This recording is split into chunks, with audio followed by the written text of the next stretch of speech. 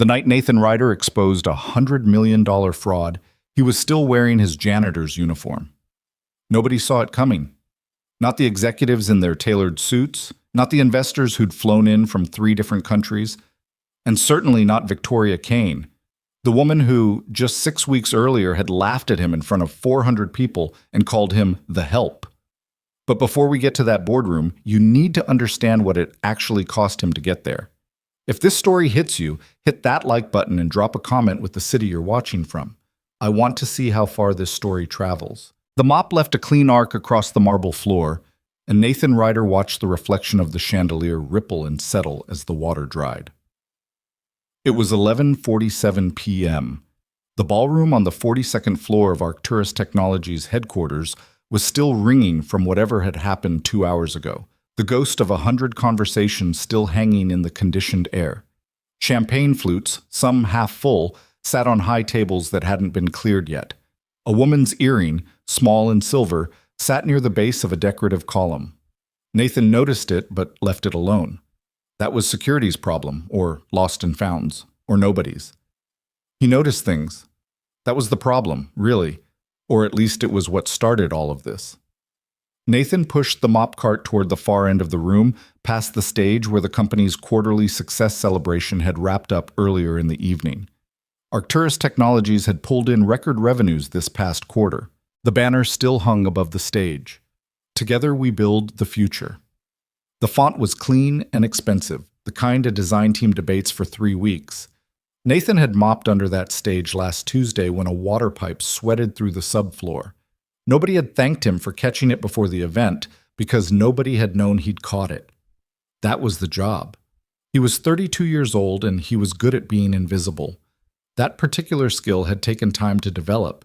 It didn't come natural to someone who'd spent his late teens and early 20s in a completely different world, crammed into university computer labs at midnight, arguing systems architecture with professors who had 30 years on him, landing a junior engineering role at a startup that eventually got absorbed into what became, over the next decade, the very building he now mopped. Life moves in circles sometimes. Nathan Ryder had learned not to call them cruel ones.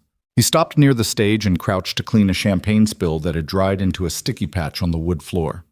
As he worked the stain loose, he let his mind drift back to Marcus. His son was 9 now, and tonight Marcus had been in the care of Doris, their elderly downstairs neighbor, who charged $15 an hour and made the best plantain chips Nathan had ever eaten. Marcus would be asleep already, stretched across 3/4 of their second-hand couch the way he always was, one arm hanging off the edge. The image of that, just that ordinary, peaceful image, was what Nathan kept in his chest like a small fire when nights stretched long and the work got dull and the fluorescent lights started to feel like they were slowly pressing down on him. He stood up, stretched his back with a quiet crack, and moved toward the bar area. That's when he heard footsteps. Not the measured, tired footsteps of the catering crew that had left 40 minutes ago. These were the purposeful click of dress shoes, and they stopped just outside the main ballroom doors, which were still propped open. Nathan didn't look up immediately.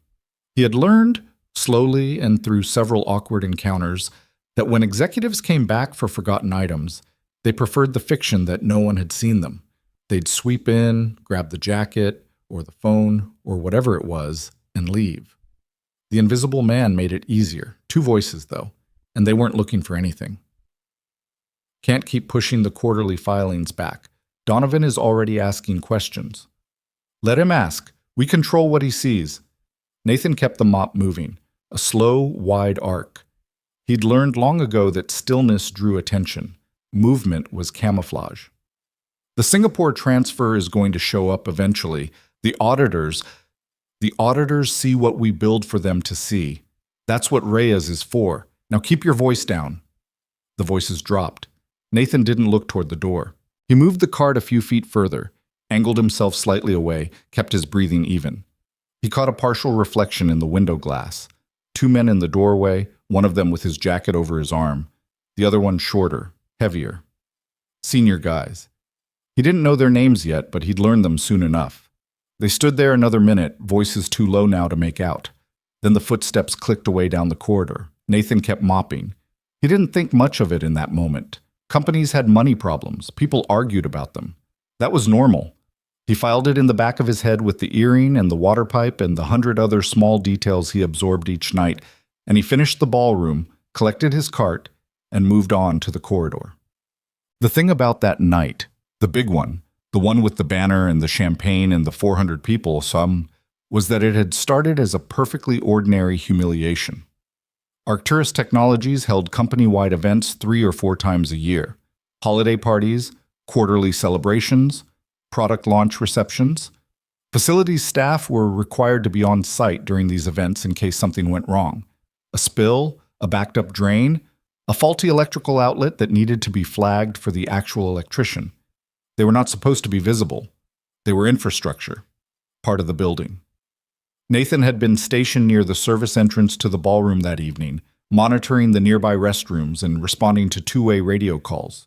He'd been at it for about 3 hours when the radio crackled and someone from the events team reported a coffee urn had tipped over near the refreshment table on the far wall.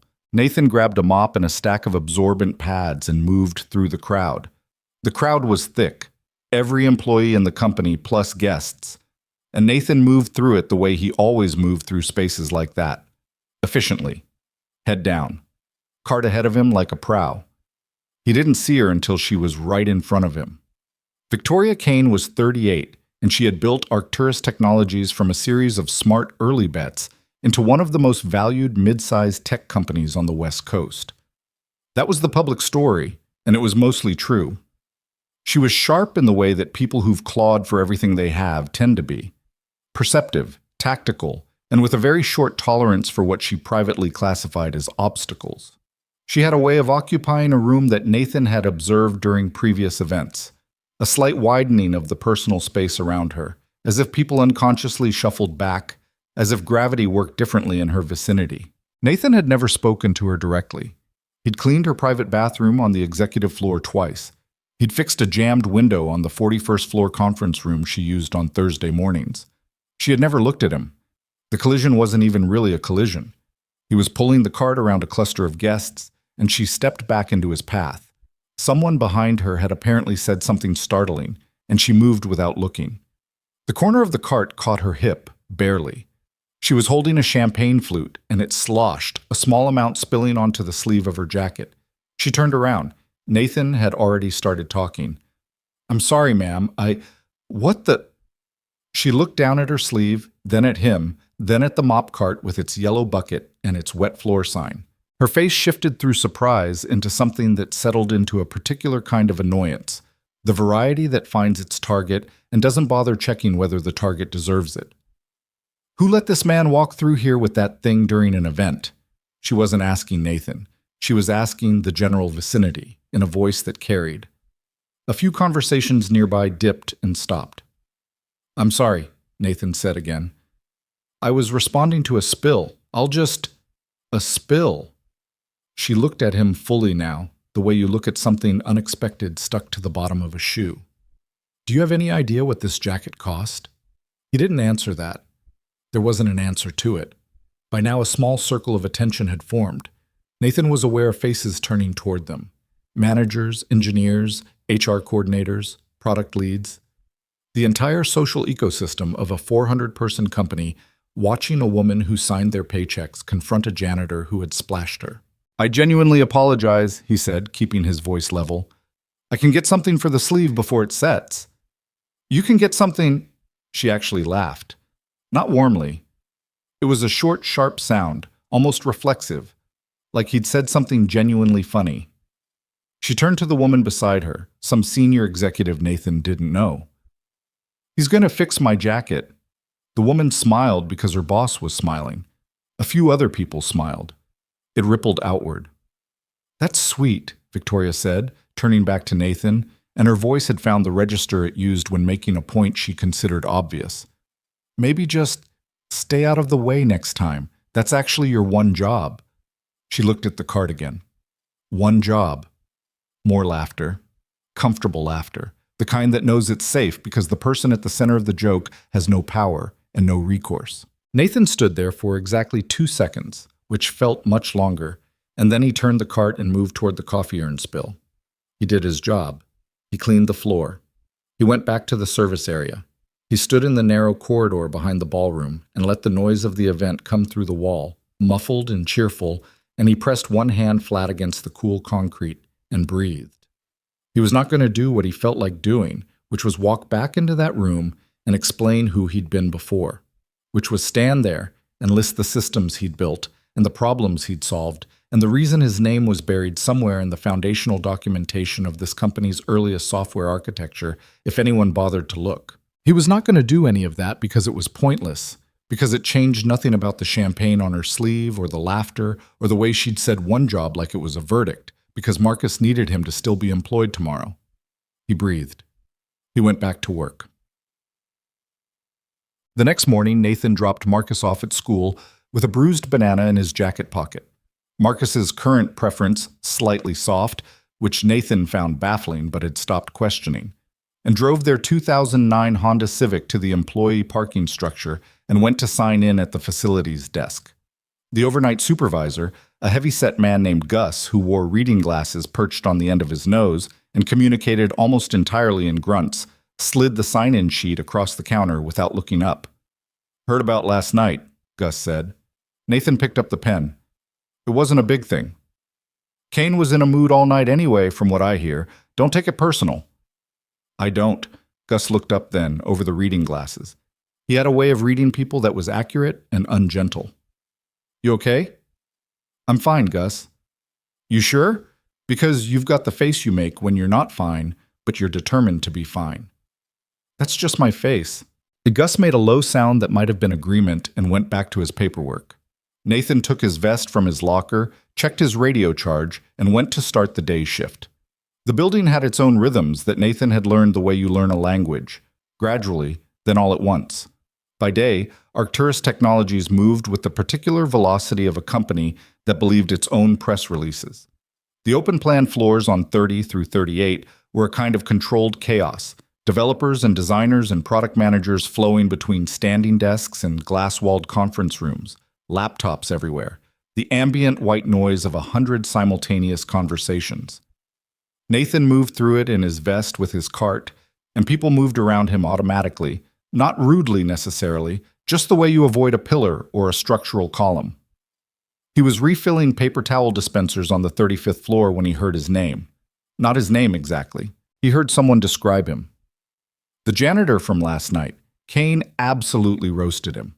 He was around a corner in the narrow alcove that housed the bathroom entrance. He kept his hands moving. "I heard," another voice said. "Kinda rough. She was already in a terrible mood. Donovan's been all over her about the quarterly numbers." "What about the quarterly numbers?" A pause.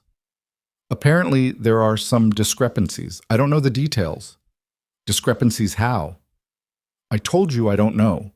The voice dropped lower, instinctively. "I just overheard something in the elevator.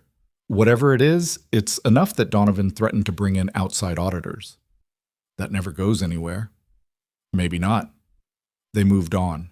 Nathan finished with the paper towels and pushed the cart out into the corridor and stood for a moment looking at nothing in particular. Discrepancies. He thought about the voices in the ballroom the night before. The Singapore transfer. The auditors see what we build for them to see. He filed it again and moved down the hall. But he was not someone who looked for trouble. That was something people who knew him well understood about Nathan Ryder, and people who knew him only superficially sometimes mistook for passivity. His friend Jerome, who'd known him since they were 17 and currently managed a hardware store in Oakland, once said that Nathan had the disposition of a man who'd already played out 20 versions of every situation in his head and decided that most of them weren't worth the energy. That was close to accurate. What it left out was the line. Nathan had a line, and once something crossed it, the calculations changed. The problem was that the line had moved over the years. It used to run closer to the surface, quick and reactive, the way it runs in men who haven't had enough yet to lose. Then Diane died. That was 8 years ago now, a blood clot, fast and without warning, leaving him holding a 1-year-old and a grief that didn't announce itself so much as simply take up permanent residence. And the line moved. Not inward, exactly. It moved deeper. It became about Marcus. Everything was filtered through Marcus. What helped Marcus? What protected Marcus? What kind of man Marcus would eventually need his father to be? Blowing up at a CEO who'd embarrassed him did not serve Marcus. But what he was beginning to piece together, slowly, across days of ambient overheard conversations and small, seemingly insignificant data points, that might. He didn't go looking for it. It came to him the way all the other details came to him, because he was invisible, and invisible men hear things. It was a Tuesday, 11 days after the company event, when it became real. Nathan was servicing a utility closet on the 41st floor, the executive floor, at just past 9 p.m. It was routine. He had access to all utility spaces in the building as part of his regular duties, and the executive floor had 2 such closets on his rotation. He unlocked the second one, near the far end of the corridor past the glass-walled conference rooms, and began the task of checking and restocking supplies. The conference room adjacent to the closet was occupied. He hadn't expected that. Executive floor meetings rarely ran past 6, but there was light through the glass and voices, and the door was not fully latched. Someone had pulled it from inside, and it had caught on the frame but not clicked shut, leaving a half-inch gap. Nathan had no reason to listen. He was counting rolls of paper towel and checking the disinfectant stock and doing the small bureaucratic mental math of inventory management. But the voice he heard first was the one from the ballroom, the shorter, heavier one, and what it said landed in Nathan's chest with a physical weight.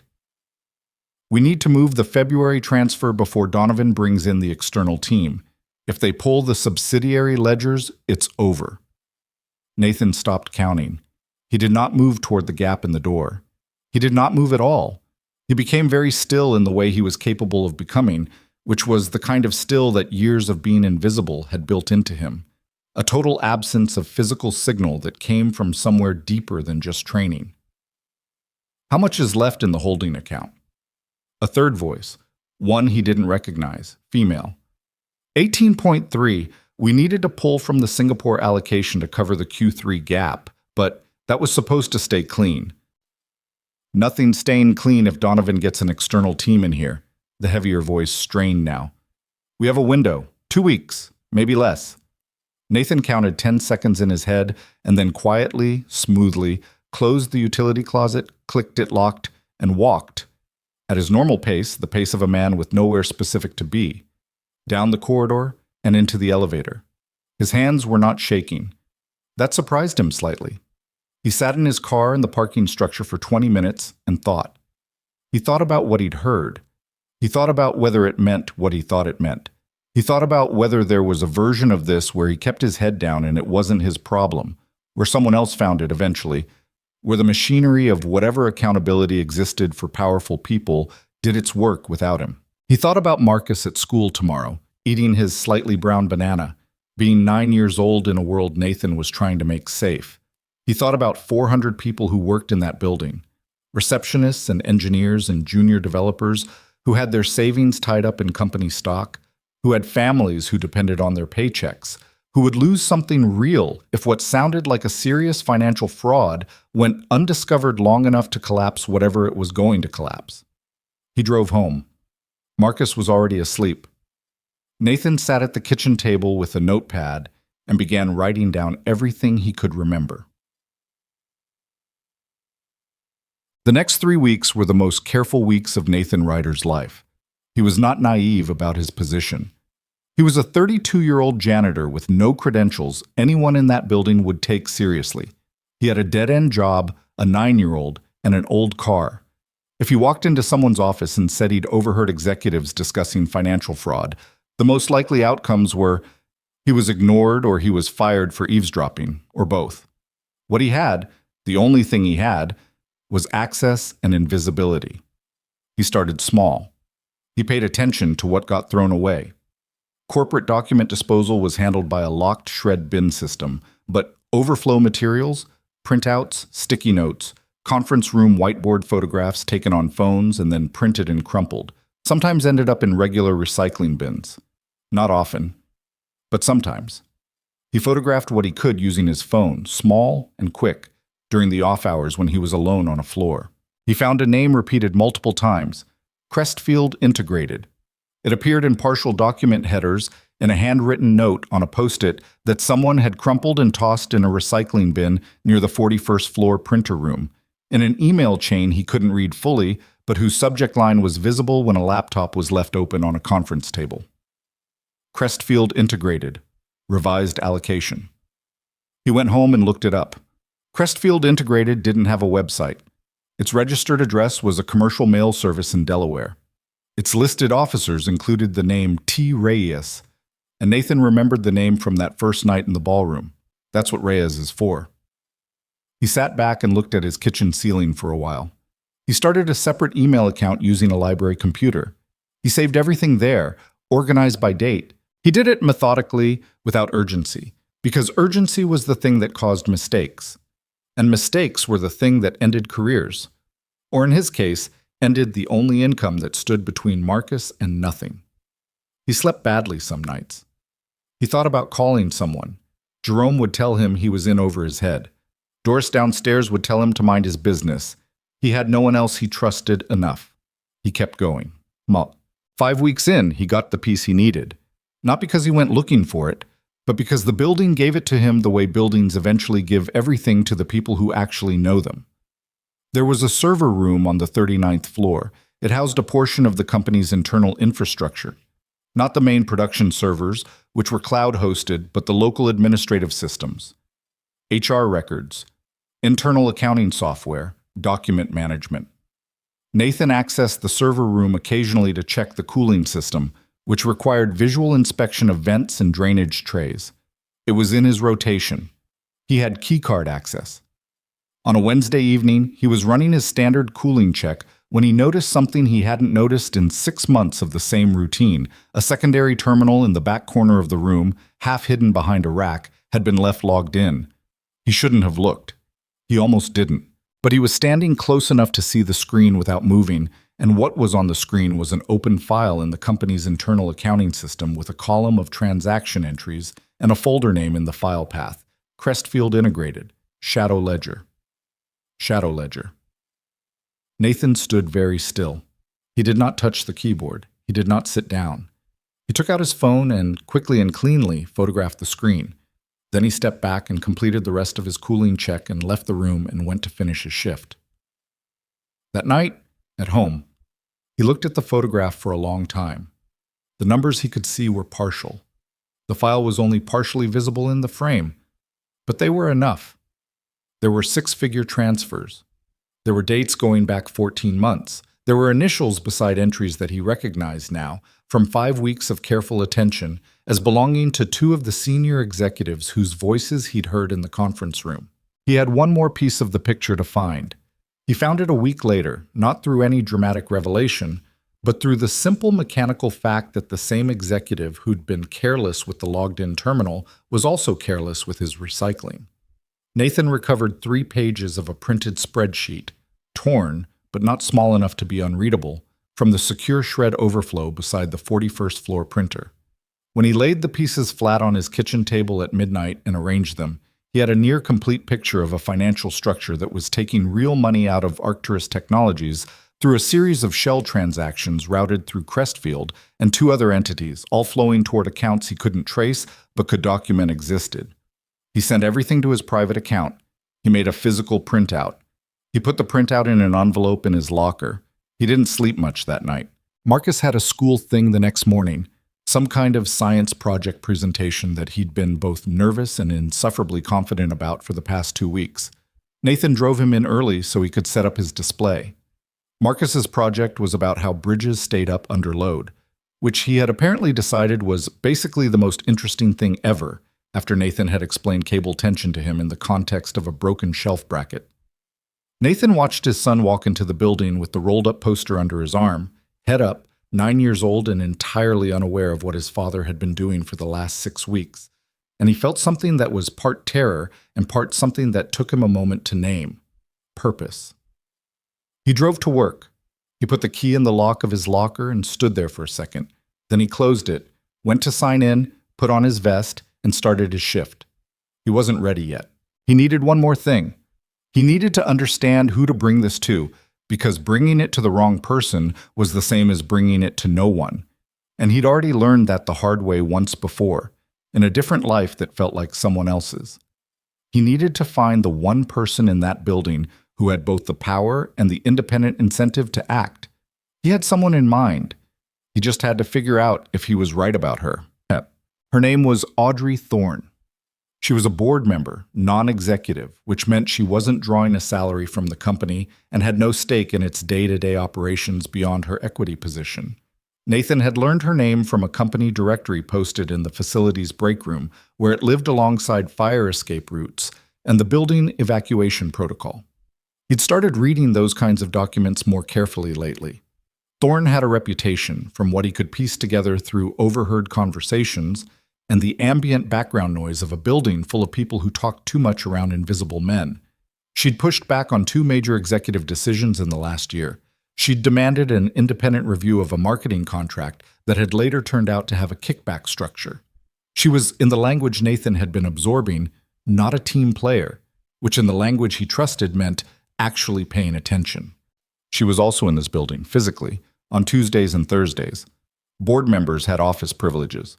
He'd seen her, tall, mid-50s, silver hair cut short, carrying a canvas tote bag that was perpetually overstuffed, twice in the lobby and once stepping out of the elevator on the executive floor. Nathan needed a way to reach her that didn't go through anyone else. He thought about it for 2 days. The answer came on a Thursday, and it came the way answers usually come to people who are paying attention. It was already there. The board member's guest office on the 41st floor had a window that wouldn't close properly. Nathan had flagged it for maintenance 3 weeks ago. The repair order had been sitting in the queue. No one had gotten to it. He added it to his personal repair log, signed out the necessary tools, and went up to fix the window himself. He knocked on the open office door at 2:14 in the afternoon. Audrey Thorne looked up from her laptop. "Yes?" "Facilities," Nathan said. "The window repair." She nodded, went back to her screen. He crossed to the window and examined the latch mechanism and began working on it. The office was quiet. He could hear her typing. After about 3 minutes, without looking up, she said, "You're the one from the party, the janitor she humiliated." Nathan kept his hands on the window latch. "Yes, ma'am." "I saw it happen," she said. "I wanted to say something I should have." He didn't know what to do with that.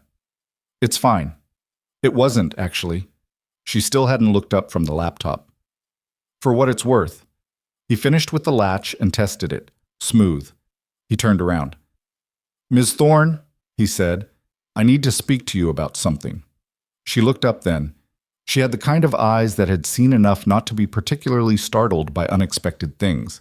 She looked at him for a long moment. "Close the door," she said. He did. Then he reached into the breast pocket of his vest, where he'd put the folded printout that morning, and he set it on the edge of her desk. "I've been collecting this for 6 weeks, he said. "I think there's a significant fraud happening in this company. I think I can prove most of it, and I think I know who." She looked at the papers. She looked at him. She didn't ask him why a janitor was handing her financial fraud documentation. She just reached out and unfolded the first page. The look on her face, as she read, was not surprise. It was the look of someone who had suspected something and was now, finally, being handed the reason they were right. "Sit down," she said. Nathan sat. Outside the window, the city moved at its normal pace. Far below, in the parking structure, Nathan Ryder's 2009 Honda had a broken right rear speaker that had been broken for 2 years, and a car seat in the back that Marcus had technically outgrown, but still sometimes sat in anyway, out of habit, because some things took longer to let go of. Up here, in a quiet office on the 41st floor, a janitor and a board member began, quietly and carefully, to take apart everything. Audrey Thorne read slowly. She had the habit of people who'd spent decades in boardrooms. She didn't skim, didn't nod, along performatively, didn't offer any of the small verbal sounds that most people use to signal their processing. She just read. The only sound in the office was the faint hiss of the ventilation system, and distantly, the elevator chime somewhere down the hall. Nathan sat in the chair across from her desk and did not fidget. He'd placed the materials in order before he came up. The photographed screen, the reassembled spreadsheet pages, his handwritten timeline, the partial email subject lines with dates and context notes written in the margins. 6 weeks of invisible work, laid out in 10 pages. She finished the first page and moved to the second without comment. Turned the third page over to check the back. set down the fourth, and picked it back up. Nathan watched her face and tried to read it, and mostly couldn't. She had a good face for this, controlled without being blank. When she finished, she set the papers down and looked at him. "How long have you been doing this?" she asked. "Collecting the documents?" "About 6 weeks. The first conversation I overheard was about 7 weeks ago." "And you haven't told anyone else?" "No." She tapped the edge of the reassembled spreadsheet with one finger. "You put this together from recycling bins and a server room screen you happen to see?" "Yes." "And your employment here is what? Full-time facilities?" "Day shift with rotating nights for events." She was quiet for a moment. Then, "Why me?" He'd expected the question, and he'd thought about the answer for 2 days. "Because you don't have anything to gain from helping them, and from what I can tell, you've already been asking questions they didn't like." Something shifted in her face. Not quite a smile, but an acknowledgement. "The marketing contract situation," she said. "I don't know the specifics. I just know you pushed back and they didn't like it." She leaned back in her chair and looked at the papers again. "There are names here. Initials, some of them, but they're not hard to match." She looked up. "Do you understand what you've done? What you've set in motion by walking in here?" "I think so." "I'm not sure you do." Her voice wasn't unkind. It was the voice of someone choosing precision over comfort. "If these people figure out that someone has been collecting this, and they will figure it out once any kind of investigation begins, they'll look for the source. And the source, in this scenario, is the one person in this building who had access to all 3 locations where these materials came from." Nathan nodded. He had thought about that too. "You could lose your job," she said. "Depending on how they decide to play it, you could face legal exposure for how some of this was obtained." "I photographed a screen that was left logged in and unlocked in a room I had authorized access to," Nathan said. "The recycling was in unsecured bins in common areas. I haven't touched any system I don't have clearance for." She looked at him with slightly more interest. "You thought about the legal angle." "I thought about a lot of angles." She picked up the papers again, looked at the transaction records, set them back down. "There's a board meeting scheduled in 11 days, emergency session, officially about the quarterly performance review, but what it's actually about is responding to Donovan's pressure for transparency." She said Donovan's name without any particular warmth. "If I bring this to the right people on the board before that meeting, we can control how it surfaces, as opposed to letting the executives know it's coming." "Exactly." She folded the papers back along their original creases, which Nathan noticed. "Careful hands. I'm going to need to verify some of this independently. I have a forensic accounting contact, someone outside the company, someone I trust. It'll take a few days." "Okay." She looked at him again with that same quality of attention, the kind that actually landed. "What's your name?" "Nathan Ryder." She extended her hand across the desk. It surprised him enough that he paused for half a second before shaking it. "Thank you, Mr. Ryder," she said. "I mean that." He left the office and pulled the door closed and stood in the corridor for a moment. His heart, he noticed, was doing something that could charitably be described as running. He hadn't let himself feel it in the room. He had been very focused in the room. He walked back to the service elevator and pressed the button and waited. And in the weight of the last 6 weeks came down on him all at once. Not dramatically, not like a wave or any of those things, just a quiet settling, like a room after the furniture's been moved. He had done it. Whether it went anywhere or not, he had done the thing. He took the elevator down and went back to work. The next 9 days were the worst. Not because anything went wrong, exactly, but because Nathan had to go on being invisible while knowing what was moving underneath the surface of the building, and invisibility is a much harder posture when you're waiting for something. He moved through his shifts with the same practiced neutrality, mopping floors, restocking supplies, fixing a stuck drain on the 29th floor women's room, replacing a fluorescent tube in the parking structure, and he listened and watched and kept his face entirely ordinary. What he heard, in pieces, was that something had changed. It started the day after his meeting with Thorne. 2 of the senior executives whose initials appeared on the documents, he knew their names by now, Dale Mercer, Chief Financial Officer, and Paul Whitfield, SVP of Corporate Strategy, were both visibly more tense than usual. Not dramatically, just the subtle recalibration that people who manage appearances undergo when something below the surface has shifted. Mercer was clipped with his assistant in the elevator on Friday morning in a way that made the assistant go quiet mid-sentence. Whitfield had a phone call in the corridor on the 38th floor that he cut short when Nathan rounded the corner with his cart, which in itself meant nothing except that Nathan filed it. On the fourth day after his meeting with Thorne, a man Nathan had never seen before came into the building with a visitor badge and went directly to the 41st floor and was there for 3 hours. He had a briefcase and a laptop bag and the slightly nondescript quality that certain types of professionals cultivate deliberately. Nathan emptied the recycling in the corridor outside the board conference room that afternoon and caught enough through the glass to see the man had spreadsheets laid out across the entire table. That was Thursday. On Friday morning, Gus called Nathan into the back office before he started his shift. Nathan sat down across from Gus, who had his reading glasses on and the particular expression of someone being asked to deliver a message he doesn't personally agree with. "Got a call from HR," Gus said. Nathan waited. "They want to review your access logs for the last 2 months. Standard security audit is what they're saying." "Okay." Gus looked at him over the glasses. "You don't seem surprised." "I don't have anything to hide, Gus." "That's not what I asked." Gus leaned back in his chair. It creaked significantly. "They're pulling logs for the executive floor specifically. Utility closet access, server room access." Nathan kept his hands still on his knees. "When do they want to meet?" "Monday morning, 8 a.m., HR Director's office." He paused. "Nathan, if there's something you need to tell me—" "There isn't," Nathan said. "I accessed every room on my rotation, on my scheduled rotation days with my assigned keycard. That's going to be exactly what the logs show." Gus studied him for a long moment. Nathan met his eyes and let him look.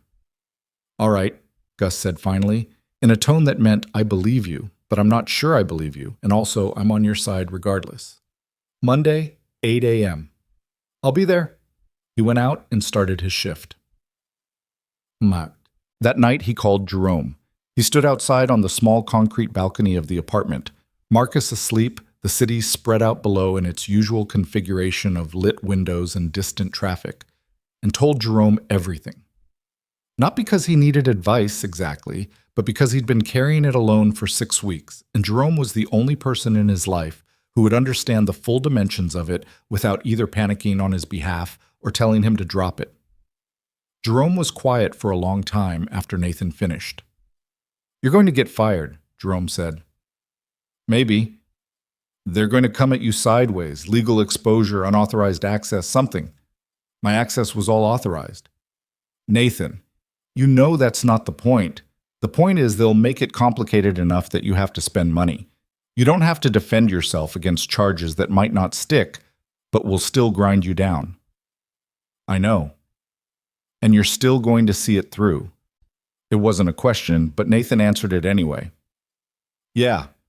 Jerome made the sound he made when he was frustrated with Nathan for reasons that were also the reasons he'd been friends with him for 15 years.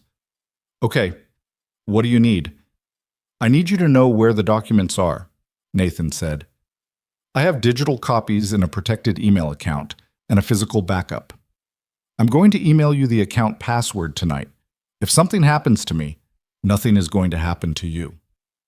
If something happens that makes it impossible for me to move forward, I need someone to know where to send it." A long pause.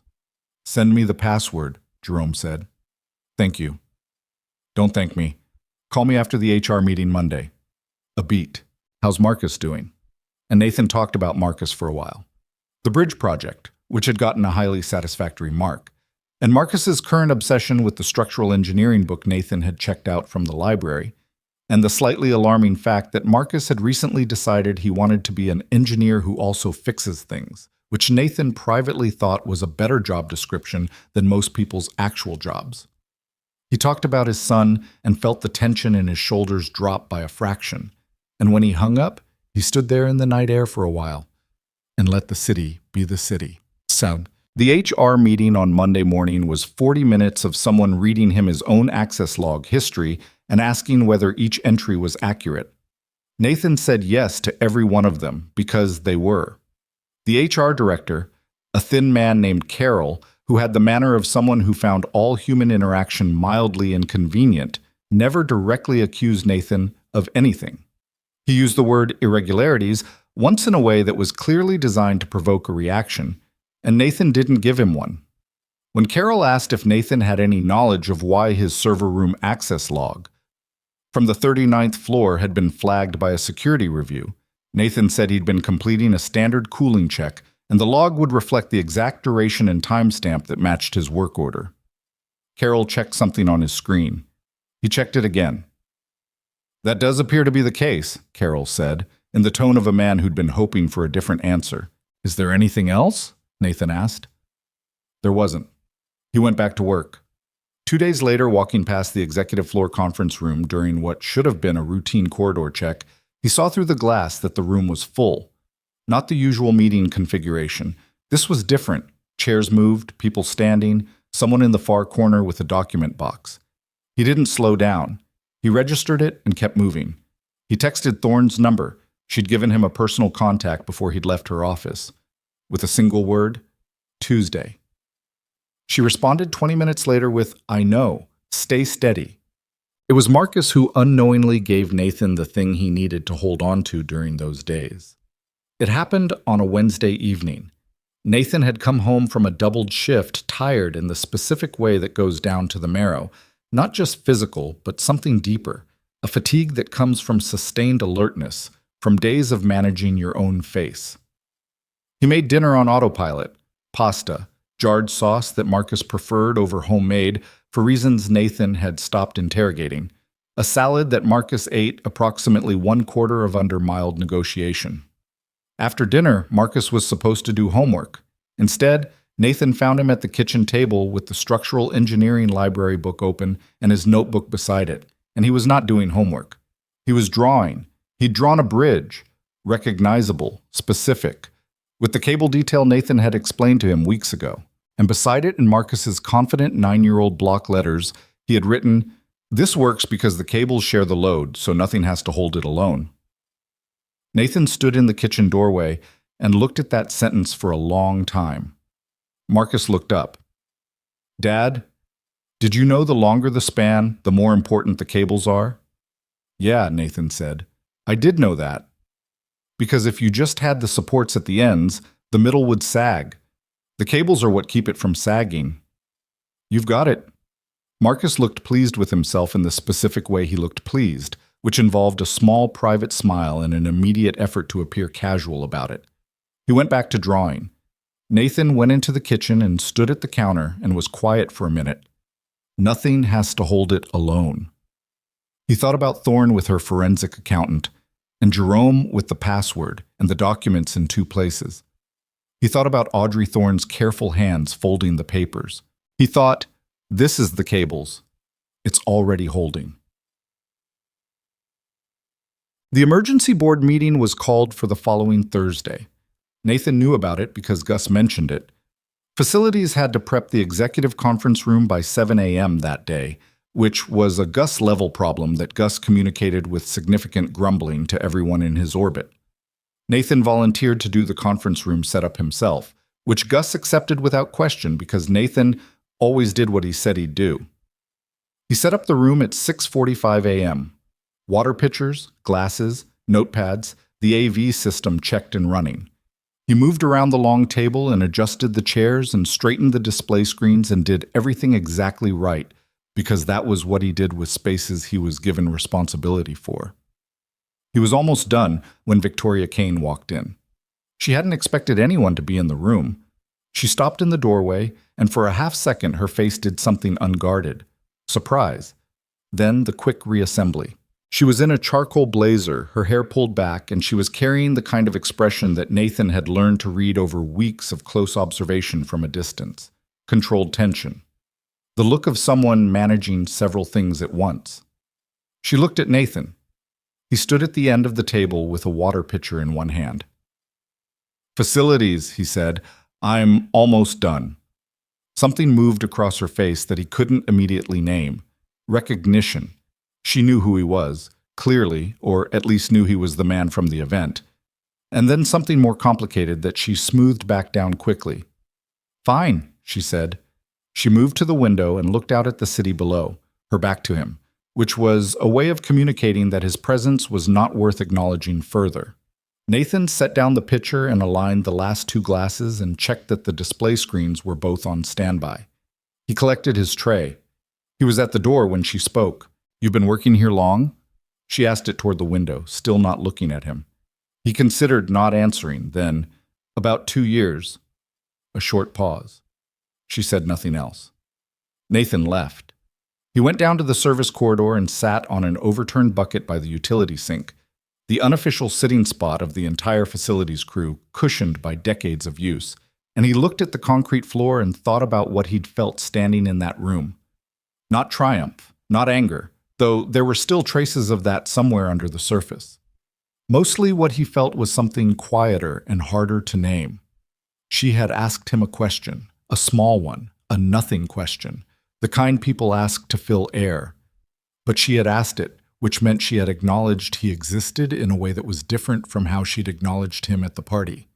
He didn't know what to do with that, except note it and move on. He had bigger things to manage today. The board meeting started at 9 and was scheduled for 2 hours.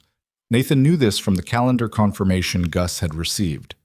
He went about his normal duties on the floors below, the 36th, the 37th, the 38th, and waited. What he did not know, until Thorne texted him at 10:17 a.m., was that the meeting had gone sideways within the first 30 minutes. They know something is coming.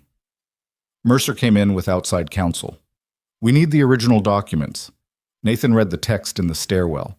Original documents meant the physical printout in his locker, the one he'd made 11 days ago. It had the handwritten notes on the margins and the full spreadsheet reconstruction with a few data points that hadn't made it into the photographs because of framing, points that a forensic accountant had apparently flagged as significant gaps in the evidence chain. He had 10 minutes before his next scheduled floor inspection, which was in the opposite direction from the facility's locker room. He went to the locker room. He retrieved the envelope. He folded it once and put it in the inside pocket of his vest, which had a zipper, and then he went to do his floor inspection on time because drawing attention now was the last thing he needed. At 11:04 a.m., he took the service elevator to the 41st floor. He walked to the board conference room and knocked twice. Thorne opened the door 6 inches. Her face was sharper than he'd seen it before. The look of someone mid-battle, recalibrating fast. She looked at him. He pulled the envelope from the vest pocket and held it out. She took it. In exchange, without ceremony, she said, "You should know they've been asking about you." "I figured." "Mercer specifically. He asked Carol to compile your access logs." "Carol already did that. They were clean." "I know, but they're going to make noise about you regardless." Her eyes held his. "Be ready." She closed the door. Nathan stood in the corridor for a moment. The building moved around him at its usual pace. Elevator chimes, distant voices, the low hum of the HVAC system that he'd been listening to for 2 years and knew almost by pitch whether it needed attention. He was ready. He had been ready for a while. What he didn't know yet was that ready and prepared were 2 different things, because what was about to happen in that room was going to be bigger than he'd built for. Thorne had the documents and her forensic accountant's analysis and her voice and her standing in that boardroom. What she didn't have yet was the piece that neither of them had anticipated, the piece that someone on the board was about to lay on the table that would take everything Nathan had built and change not just what it meant, but who it meant it for. He didn't know that yet. He turned and walked back toward the service elevator. Behind him, through the closed door of the conference room, he could hear raised voices. Mercer's, probably. Maybe Whitfield's. The particular frequency of men who are used to being right encountering a situation that is getting away from them. Nathan pressed the elevator button and waited, and when the doors opened, he stepped in and the doors closed and the building's bones hummed around him, holding everything up the way it always had. The board meeting ran 4 hours and 11 minutes. Nathan knew this because he was still in the building when it ended. He'd been on the 38th floor replacing a section of baseboard that had been damaged by a cleaning cart. Real work, the kind that required actual focus. When the elevator chimes sounded 3 times in quick succession, which was the particular pattern that happened when multiple cars discharged passengers at the same floor simultaneously. He'd learned the building's sounds the way you learn the sounds of a house you've lived in long enough. He came out of the room he'd been working in and looked down the corridor toward the executive elevator bank. Mercer walked past first, jacket still on, jaw set.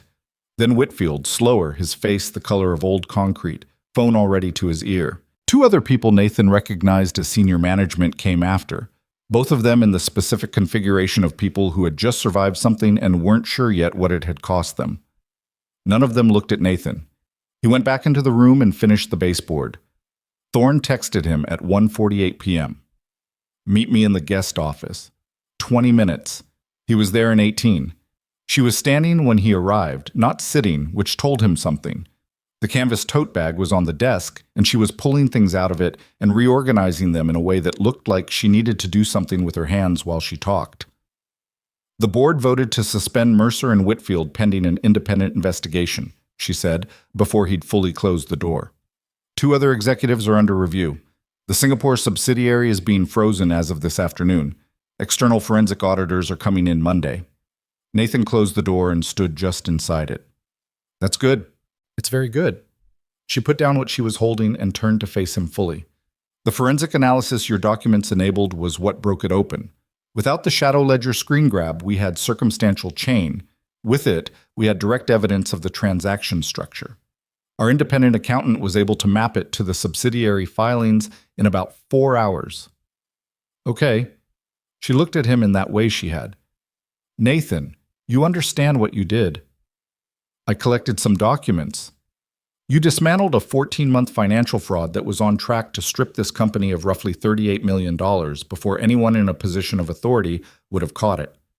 By that point, the principals would have been insulated by enough legal structure that criminal prosecution would have been," she paused, selecting the word, "complicated." 38 million was a larger number than he'd been able to calculate from the partial documents he'd assembled. He absorbed it quietly. "What happens to the investigation from here?" he asked. "The board controls it now, not the executive team. That's what today's vote accomplished." She sat down finally. "There will be legal proceedings. It'll take months, possibly longer. And there will be questions about how the initial evidence was gathered. My access was authorized."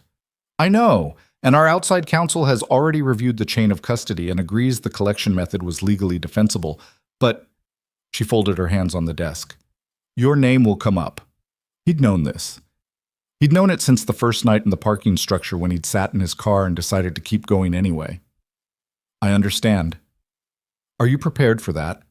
He thought about Marcus's bridge drawing on the kitchen table. "The cables are what keep it from sagging." "Yeah," he said. "I think I am." She nodded once. Then something shifted in her expression. A slight loosening, the professional caution giving way to something more direct. "I want to ask you something. You don't have to answer." "Go ahead." "Your access logs show you've been in that building's infrastructure, every floor, every utility space, every server corridor, for 2 years. You have the problem-solving instinct of someone who's done serious technical work. The way you organized those documents, the way you understood what you were looking at." She paused. "Who were you before you came here?" The question sat in the room for a moment. Nathan looked at the window. Outside, the same city doing the same things it always did, indifferent and constant. He thought about how to answer this, whether to answer this, and then he thought about the fact that this was the first person in 2 years who had actually asked. "I was a software engineer," he said. "Early stage. I did systems architecture. The kind of foundational infrastructure work that you build on top of, and then usually forget exists once it's working." Thorne was very still. "I worked at a startup here in the city before it was acquired. The acquirer became part of what's now," he gestured vaguely at the walls, "this building. Arcturus," she said. "There's documentation somewhere in the company's original technical history. My name is probably in code comments in systems that haven't been touched since 2015. Thorne was quiet for a long time. Then, "Why did you leave?" "My wife died," he said. It still landed in his chest the same way it always did when he said it out loud, a small, blunt impact. "She died when our son was 1. I had no family close by, no support system, and a 1-year-old. I took the best employment I could find that gave me predictable hours and reliable pay and the ability to leave on time when Marcus needed me. He looked at her. This job did that. It still does. Audrey Thorne looked at him for a long moment, and then she looked at her desk, and she pressed her lips together briefly. It was the expression of someone deciding something. I want the board to know who you are, she said, not just what you did. Who you are. That's, Nathan started. Not as a performance, she said, sharper. Not to give you a reward or make anyone feel better, because the board is going to be making decisions about this company's future, and I think it matters that they understand the full picture. She met his eyes. Will you let me do that? Nathan looked at his hands. He thought about it honestly. Not the pride of it, not what it would feel like, but what it meant practically. What it changed. Whether it changed anything that needed to change. He thought about Marcus. Yeah, he said. Okay. He didn't tell Marcus anything that night. There wasn't a version of it that translated cleanly to a 9-year-old, and even if there had been, Nathan was still processing it himself. He made dinner. He helped with actual homework this time, fractions, which Marcus approached with the specific frustration of someone who understood the concept perfectly but found the notation offensive. They watched 40 minutes of a nature documentary on the laptop before Marcus fell asleep on the couch. Nathan sat in the kitchen afterward with a glass of water and the quiet. He thought about Diane. He did this sometimes, when things shifted significantly. Not in a grief spiral, just in the way you sometimes want to tell someone something, and the person you most want to tell isn't there. He thought about what she would have said about all of this. She'd been practical in the most direct way, unsentimental about most things, but fiercely sentimental about a very specific few, and she would have said something characteristically blunt, like, "Of course you found the fraud. You notice everything and say nothing. That was always going to be the problem." He almost laughed, there alone in the kitchen. He went to bed. He slept better than he had in weeks. But the thing about secrets in large organizations is that once they stop being contained, they move fast. By Friday morning, 2 days after the board meeting, the building knew something had happened. Not the specifics. Not yet. But people who work in large offices develop a sensitivity to institutional atmospheres the way sailors develop a sensitivity to weather. And the atmosphere at Arcturus Technologies had shifted. Nathan could feel it moving through the floors during his shift. Conversation stopped a beat sooner when he came around corners. The executive floor was quieter than normal, but also more populated. People coming and going who usually weren't there, strangers with visitor badges, and the particular quality of movement that belongs to people who are there to take inventory. In the facilities break room around 11 in the morning, 3 of Nathan's colleagues were already running theories. Heard Mercer didn't come in today, said Priya, who worked the medical suite floors and heard everything. Whitfield neither, said Dom, the senior maintenance tech, eating a sandwich with the lid of a takeout container as a plate. And 2 of the finance guys on 37 are on administrative leave. He made the air quotes with the sandwich still in his hand. Something blew up, Priya said with the certainty of someone who's been right before. They both looked at Nathan, who was refilling his water bottle at the sink. You're over on the executive floor rotation, Dom said. You hear anything? Heard a lot of meetings, Nathan said. Nothing specific. Dom studied him with the mild skepticism of someone who knew Nathan Ryder well enough to know when he was being precisely literal. Uh-huh. Something definitely blew up, Priya repeated, and moved on to other theories. Nathan capped his water bottle and went back to work. The call came on Friday afternoon. He was on the 29th floor clearing a slow drain when his personal cell buzzed with an unknown number. He almost didn't answer. He answered. Mr. Ryder. A man's voice, precise and unhurried. My name is Gerald Tran. I'm outside counsel to the Arcturus Board of Directors. Ms. Thorne suggested I contact you directly. Nathan set down the drain snake. Okay. I want to walk you through a few things before next week, if you have a few minutes. I'm at work. I can be brief. A slight pause. The independent investigation is proceeding. Your documentation has been formally transferred to the investigative team and is being treated as the foundation of the evidentiary record. Our review of the collection methodology confirms that nothing you gathered created legal exposure for you. You operated entirely within the bounds of your authorized access. I know. What you may not know, Tran continued, with the careful cadence of a man who'd delivered complex news many times and had learned to pace it, is that Mercer and Whitfield are already cooperating. Their counsel made contact this morning. They're offering statements in exchange for negotiated terms. Nathan thought about that. Does that change anything for the investigation? It accelerates it significantly. It also means their statements will corroborate your documentation independently, which means your role becomes less about being a witness and more about being a slight pause. The origin point of the entire case. The origin point, Nathan said. The board wants to meet with you formally. Next week, once the external audit team is in place. Ms. Thorne will be present. Another pause. I want to prepare you for the possibility that this meeting will involve disclosures about your history with the company that you may not have anticipated. Nathan frowned. What kind of disclosures? That's something the board would like to address directly. Tran's voice was careful without being evasive. I'd rather not get ahead of them on it, but I'd encourage you not to be caught off guard by the nature of what they've found. Found about what? Your employment history, prior to Arcturus, and a beat. In relation to Arcturus, something moved through Nathan that wasn't quite cold but was adjacent to it, a recognition. He thought about the code comments he'd mentioned to Thorne, the foundational architecture, the early systems that nobody looked at anymore. They ran my background, he said. They did. Standard protocol in an investigation of this scope. A careful pause. What they found was more significant than they anticipated. I'll leave it to the board to present it, but I want you to walk into that room knowing they're not looking at you as a peripheral figure in this situation. Nathan stood in this corridor of the 29th floor with a drain snake in his hand and the ambient noise of the building around him and said nothing for a moment. Okay, he said finally. Monday, 10 a.m., 42nd floor. I'll send a confirmation to this number. The call ended. Nathan looked at the phone for a second, then put it in his pocket and crouched back down to finish the drain. Boca, he told Jerome that night.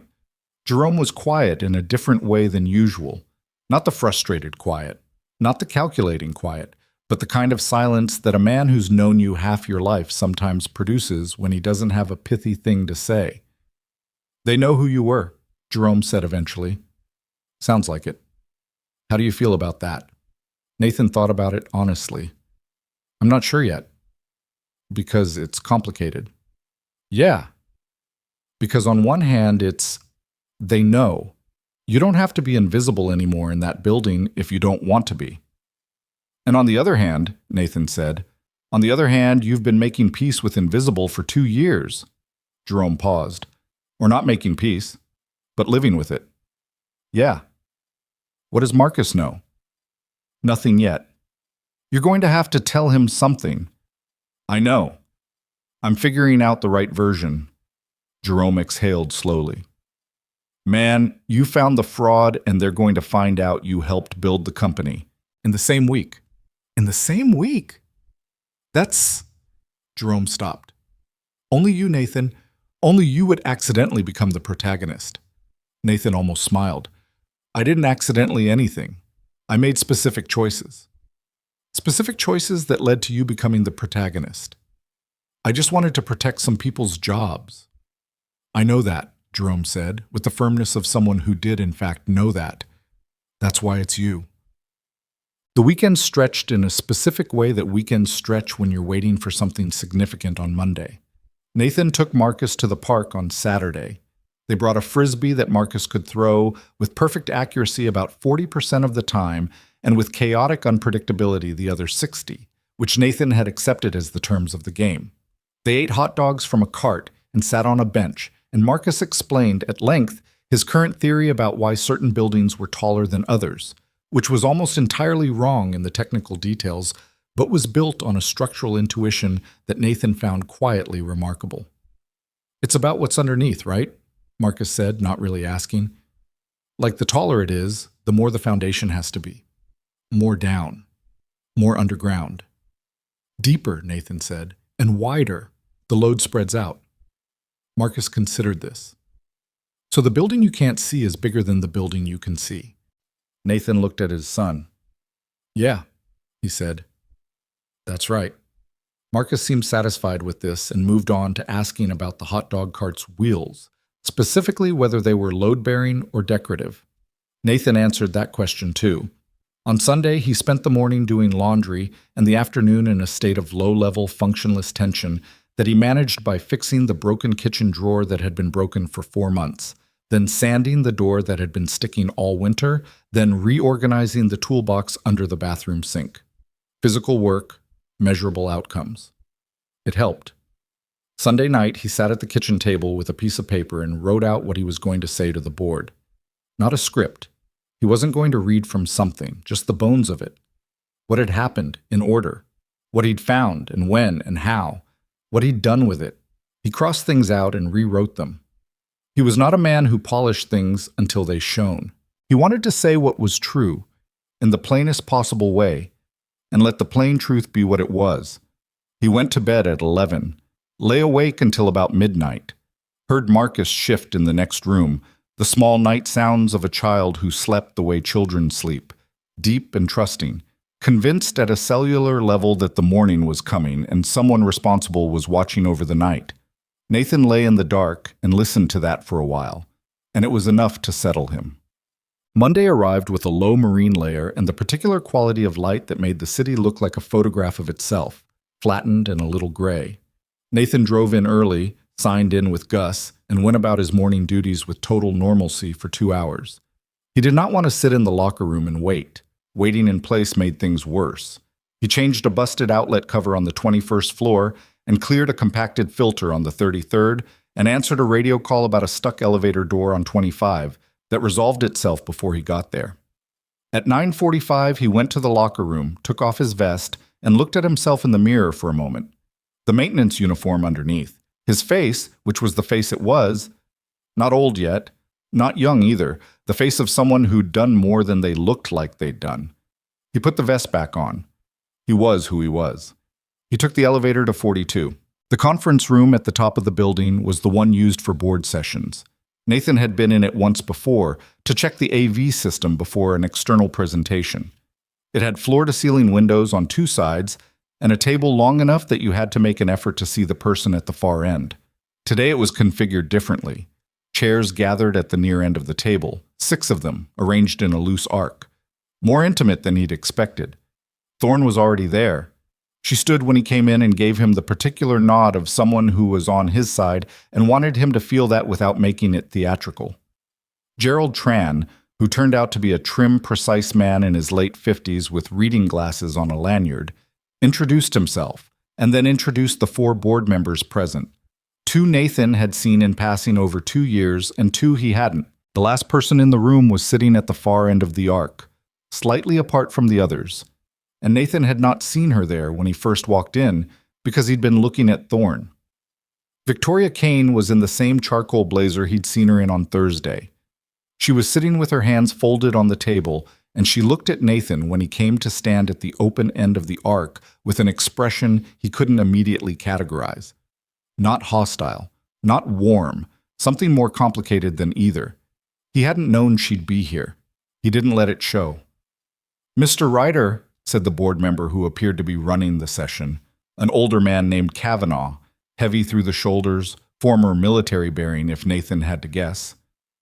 "Thank you for coming in. Please sit down." Nathan sat. Kavanaugh looked at the papers in front of him and then at Nathan. "We'll be discussing the investigation in detail, but I want to start with something else, something that came out of the background review our council conducted." He paused. "How much do you know about the company's technical history?" Nathan kept his voice even. "Some. Between 2010 and 2013, a startup called Threadline Systems developed the foundational authentication and data routing architecture that was later acquired and became the backbone of Arcturus's internal infrastructure." Kavanaugh looked at his papers. The lead architect on that project was Nathan Ryder, age 20 at initiation, 23 at acquisition. He looked up. "That's you." The room was quiet. "Yes," Nathan said. He heard something shift, a small intake of breath from somewhere in the arc. He didn't look to see who. "You've been working as a member of our facilities staff for 2 years," Kavanaugh continued, "while the company you partially built operated around you." "Yes." "And you never disclosed your technical background." "Nobody asked." That landed with a particular weight. Kavanaugh held his gaze for a moment and then nodded once, with the expression of a man who recognized a fair point when it hit him. From the far end of the arc, Victoria Kane moved. Not much. She shifted slightly, looked down at the table in front of her, looked back up. Nathan watched it from his peripheral vision and said nothing. "The board owes you an acknowledgement," Kavanaugh said, "not just for what you brought to us last week, for the broader—" He seemed to choose the next word carefully. "Context." "I don't need an acknowledgement," Nathan said. "I need to know the people in this building are going to be okay, the ones who aren't Mercer and Whitfield, the employees." Kavanaugh looked at him. "That's our first priority." "Then we're aligned." Nathan looked around the arc calmly. "What do you need from me?" It was Victoria Kane who answered. She hadn't spoken yet, and when she did, the room adjusted to it. The slight shift of everyone's attention toward the head of the company, who was not, for perhaps the first time in a long time, the most powerful person in the room. "We need to understand the full scope," she said. Her voice was controlled, but it had something in it Nathan hadn't heard from her before. Not softness exactly, but the absence of the armor. "The documents you collected, the timeline, the people you observed."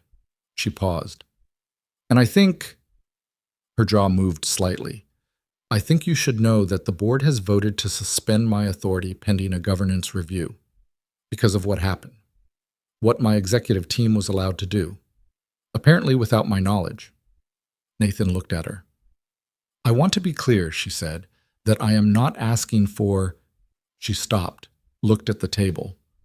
"I just want to say in front of the board that what I did at that event—" A longer pause. "What I said to you, that was wrong. Not just—" She seemed to be finding words slowly, which was clearly not her natural experience. "Not just because of who you turn out to be. It was wrong, regardless of who you were." The room was quiet. Nathan looked at her for a long moment. He thought about the corridor, the mop cart, the sound of other people's laughter settling into the conditioned air. "I appreciate that," he said. He meant it in a plain and uncomplicated way, without heat, without ceremony. He just meant it. Victoria Kane nodded, looked away. Kavanaugh cleared his throat. "Shall we proceed?" And Nathan Ryder, who had been invisible for 2 years in a building he'd helped build, who had mopped floors and cleared drains and replaced paper towels and raised a son and assembled a fraud case out of recycled paper and reflections in glass, opened his mouth and began to tell them everything he knew. He talked for 2 hours and 20 minutes. Not continuously. Tran asked questions. Kavanaugh asked questions. The other board members interjected with clarifying requests, and Thorne occasionally redirected when a line of questioning started drifting into legal territory she'd already covered with outside counsel. But Nathan was the center of it, and for 2 hours and 20 minutes, he was visible in a way he hadn't been in a very long time, and it was stranger than he'd expected. Not uncomfortable, just strange. Like a room you'd been in before, in a different life, and the dimensions were the same, but the light was different. He walked them through everything in order. The ballroom the night of the company event. Not the incident with Victoria, that wasn't relevant here, he moved past it. And the 2 voices near the door. He described what he'd heard with precision. He walked them through each document, each location, each date. He explained how he'd connected Crestfield Integrated to the internal transactions. He described the server room terminal and what he'd seen on the screen and exactly why he'd been in that room. When he finished the last piece of it, there was a moment of silence that was different from the polite silences that had punctuated the session. Fuller. The kind that happens when everyone in a room has heard enough to understand the whole shape of something. Kavanaugh looked at his hands and then at Nathan. 14 months, he said. Based on the earliest transaction dates I could see, yes. And nobody on any internal review caught this. The shadow ledger was kept entirely separate from the main accounting system. The subsidiary structure was built to obscure the outflows. Someone designed it carefully. Nathan paused. They were good at it. Tran leaned forward, which is why the documentation you assembled was essential. The external auditors confirmed Friday morning that without the shadow ledger screenshot establishing the connection between the subsidiary names and the internal accounts, the transaction trail was designed to be non-recoverable within the standard audit scope. Kavanaugh looked at Nathan. You understood what you were looking at. I've worked with financial architecture and software systems. The structure of it is similar. You're building something that looks clean from the outside while routing things differently underneath.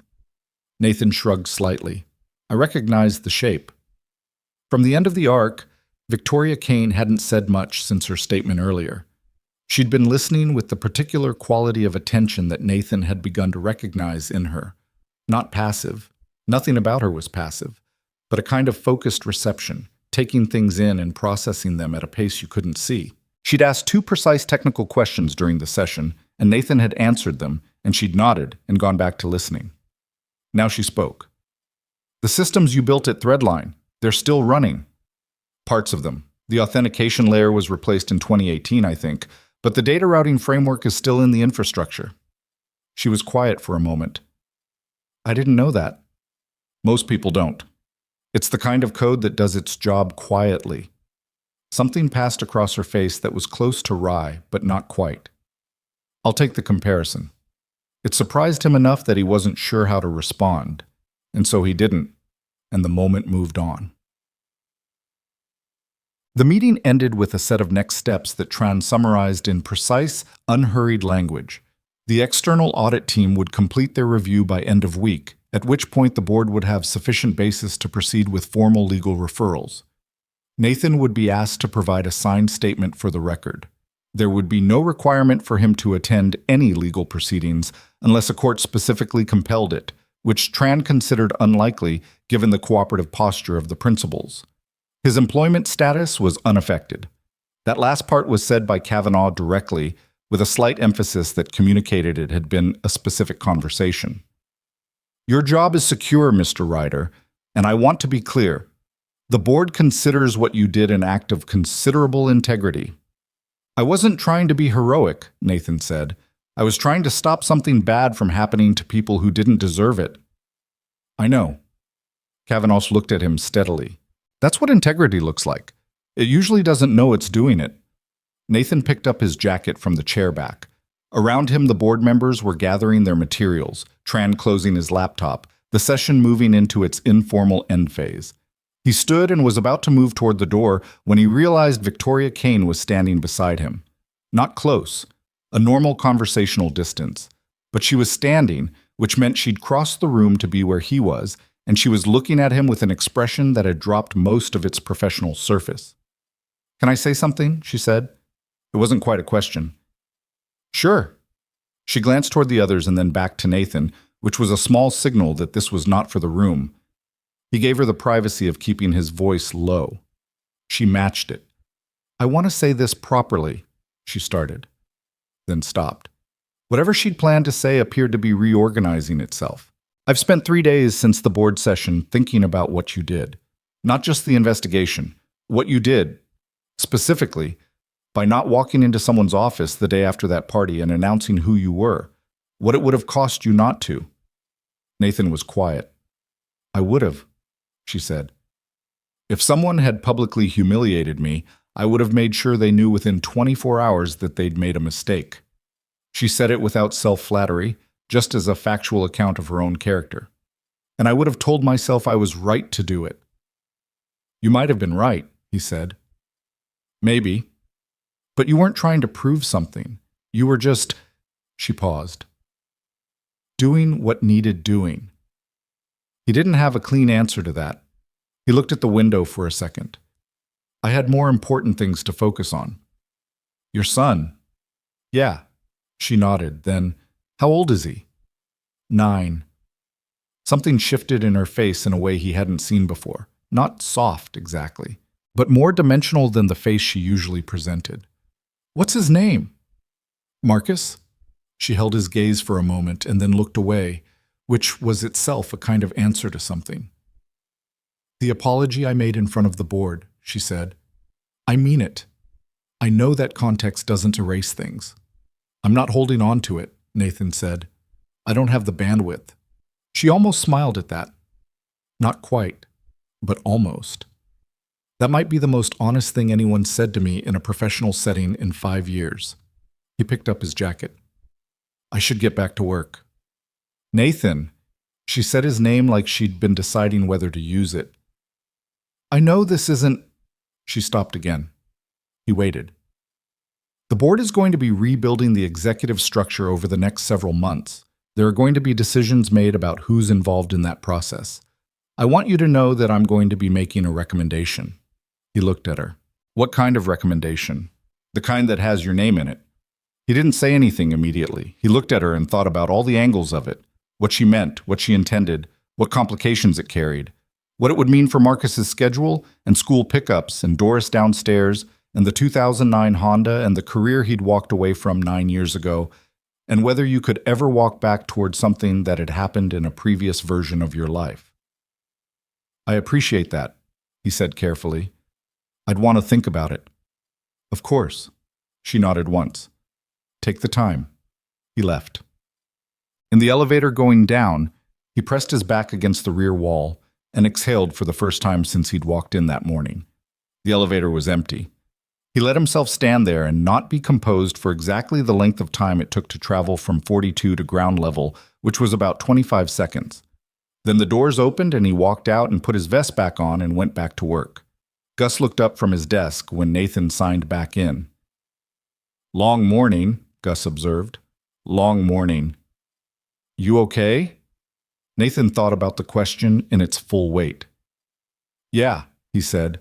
I think I actually am. Gus looked at him over the reading glasses. You've got the other face. What other face? The one that's not the fine but determined to be fine face. The one that's...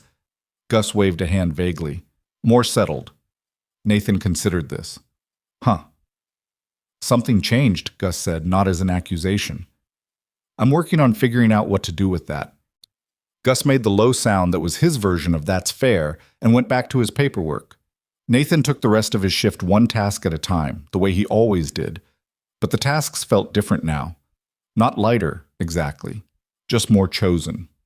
Less like something he was enduring and more like something he was deciding. He told Marcus that night. Not everything. Not the fraud, not the investigation, not the board meeting or Victoria Kane or any of the complicated institutional machinery.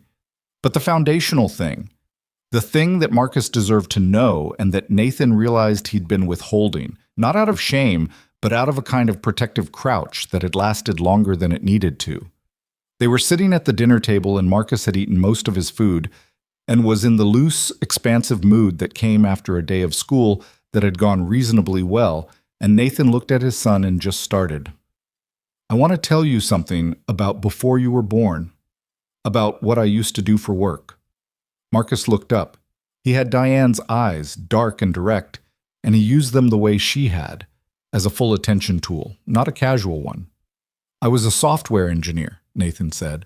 I helped build computer systems, the infrastructure kind, the stuff that runs underneath applications and makes everything else work. Marcus tilted his head. Like foundations. Exactly like foundations. Why did you stop? Nathan looked at his son steadily. Because your mom died, and you were 1 year old, and I needed to be able to be home for you at a specific time every day, and the engineering world doesn't always work like that. I found a job that worked like that. Marcus was quiet. He was 9, but he'd been absorbing the outline of this story his entire life, in the way children absorb the things adults are careful around, through the shape of the silences, through what doesn't get said. He had the look of someone filling in a sketch he'd been seeing in partial form. So you know about buildings, Marcus said. Like, actually know. I know about the systems inside them, software systems. Is that why you know about the cables and the foundations? That's from just... Nathan paused. I've always been interested in how things work. Marcus looked at him for a moment. Is the place you work at now, is that... He was choosing words carefully, which Marcus only did when something mattered to him. Were you there before? Before you were the janitor? Nathan looked at his son. In a way, I helped build something that became part of that company before it was that company. Marcus processed this slowly.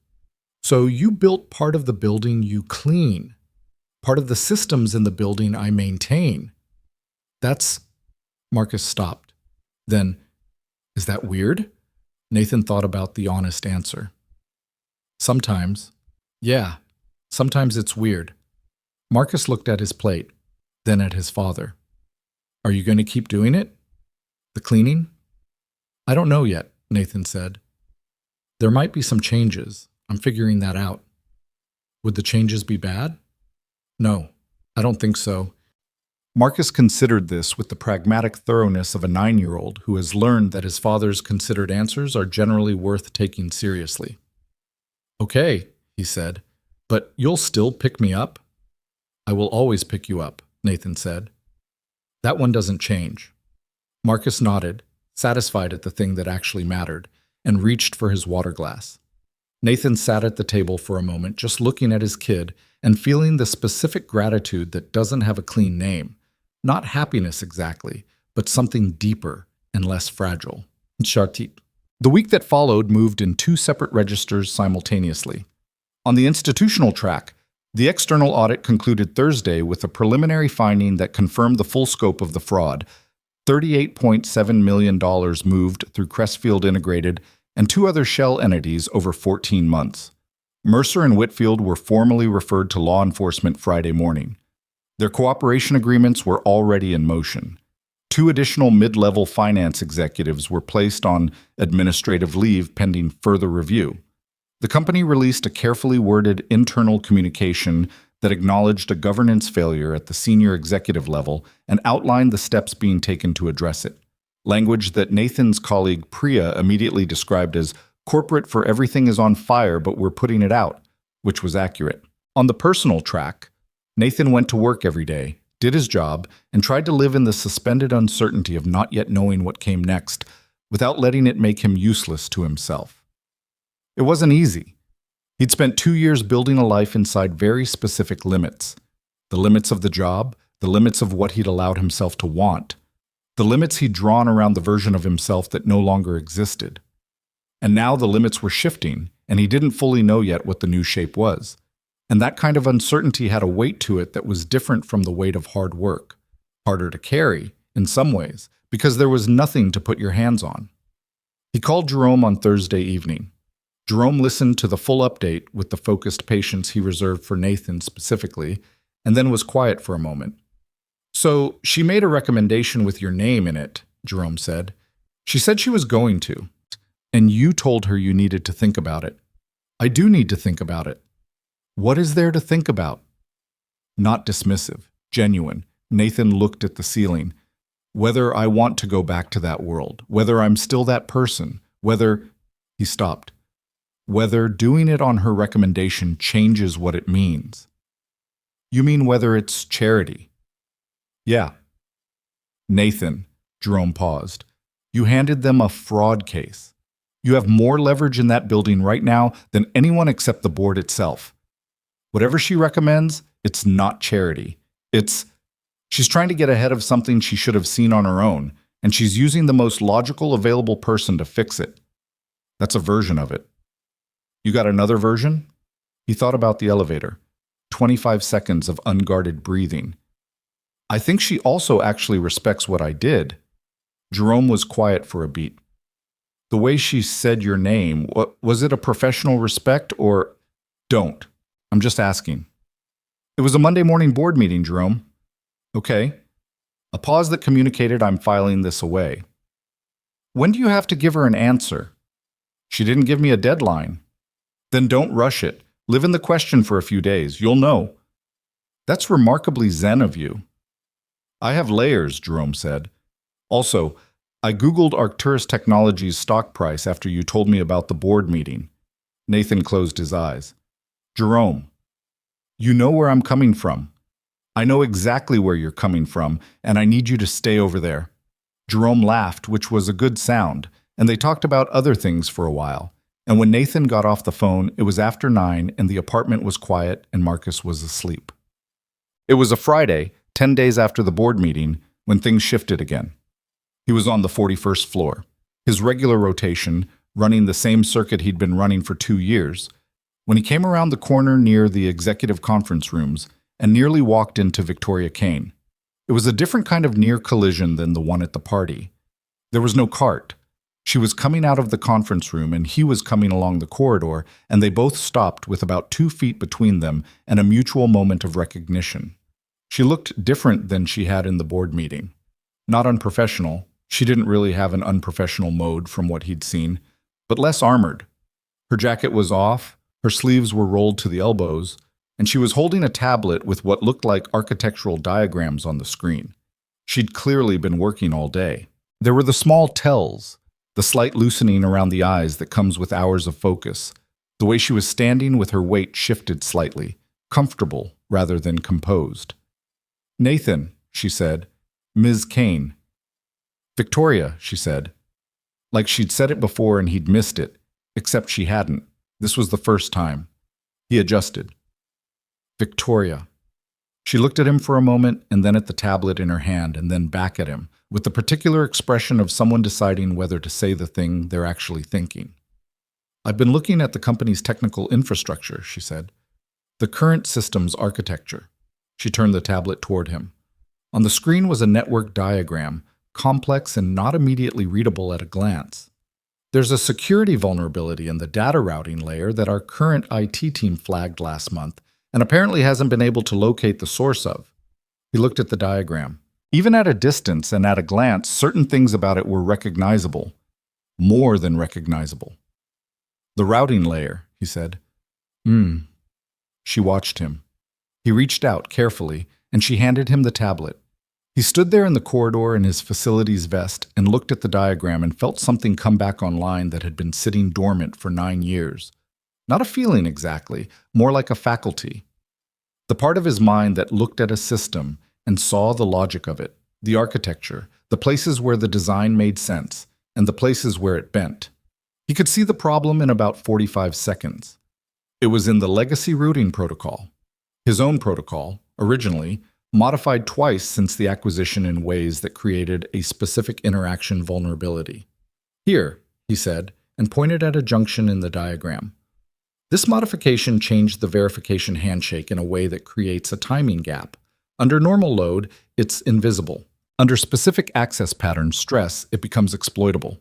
She looked at where he was pointing, then at him. "You can see that from a diagram. I wrote the original version of that protocol." He handed the tablet back. "I'd need to look at the actual code to give you a specific fix, but I can tell you what you're looking for." She stood there for a moment with the tablet in her hand and looked at him with a steadiness that he'd come to recognize as her version of something she wasn't going to say directly.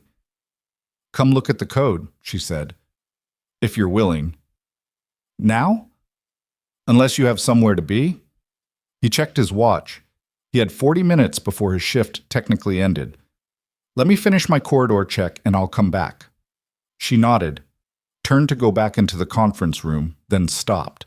Without turning fully around, "For what it's worth, and I know it may not be worth much, I've been thinking about the party, about that night. More than I'd like to admit." Nathan waited. "I treated you like you weren't a person." She said it evenly, like she'd been practicing saying it to herself until she could say it without the armor getting in the way. Not like an unimportant person or a less important person. Like not a person. "And I've been... That stays with you." A pause. "It should stay with me." He looked at her back. "I told you I'm not holding on to it."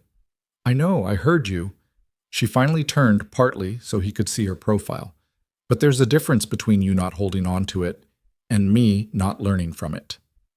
He didn't have an answer for that, and she didn't seem to need one. She went back into the conference room. Nathan stood in the corridor for a moment and then went to finish his rotation. He came back in 35 minutes. She was still at the table with the architectural diagrams and a laptop open beside the tablet and a cold cup of coffee that had clearly been abandoned a while ago. She looked up when he came in and pushed a chair out from the table without theatrics. Just a practical invitation, and he sat down and she turned the laptop toward him. And they worked. It was odd, and then it wasn't. Nathan hadn't sat at a keyboard in a professional capacity for nearly a decade, but the logic came back the way it always came back, which was immediately, the same way a physical skill comes back the first time you use it. He found the vulnerability in the code within 20 minutes. Explaining the fix took another 40. Not because the fix was complicated, but because he wanted to explain it in a way that her IT team could implement and understand independently, so they could maintain it going forward. She asked good questions, precise ones. She didn't pretend to follow when she didn't follow, and she didn't oversell when she understood, and she caught an implication in his explanation that he'd thought he'd have to lead her to. "You're faster than you act," he said at one point. It came out before he'd evaluated it. She glanced at him sideways. "Act how?" "Careful. Deliberate. Like you're making sure before you move." "I am making sure before I move." "And then when you move fast." She looked at him for a moment. "Is that a criticism?" "No." She held his gaze briefly. "You're not what I expected either," she said. "To be fair." "What did you expect?" "I didn't." She looked back at the screen. "I didn't think about you at all. That was the problem." Nathan looked at the code. He understood what she meant, and it wasn't nothing, and they both sat with it for a moment. It was almost 7 when they finished. The floor was mostly empty by then. Executive hours on Fridays didn't usually run late, and the reduced staff of the last week had changed the rhythm of the place. Nathan saved his notes to a document and emailed them to the address she gave him and stood up and stretched his back. "Thank you," she said. Simple. No executive framing on it. "It was a good problem," he said, which was true. He got his jacket. At the door he stopped, partly, and looked back. "The recommendation you said you were going to make." She looked up from the laptop. "I've been thinking about it," he said. "I want to know what you actually have in mind before I decide anything." "That's fair?" She leaned back slightly. "I'm proposing a Director of Systems Integrity role, new position, oversight of internal infrastructure security, with a direct reporting line to the board rather than the executive team. It comes out of what happened. We need independent technical oversight that isn't managed by the same people it's supposed to check."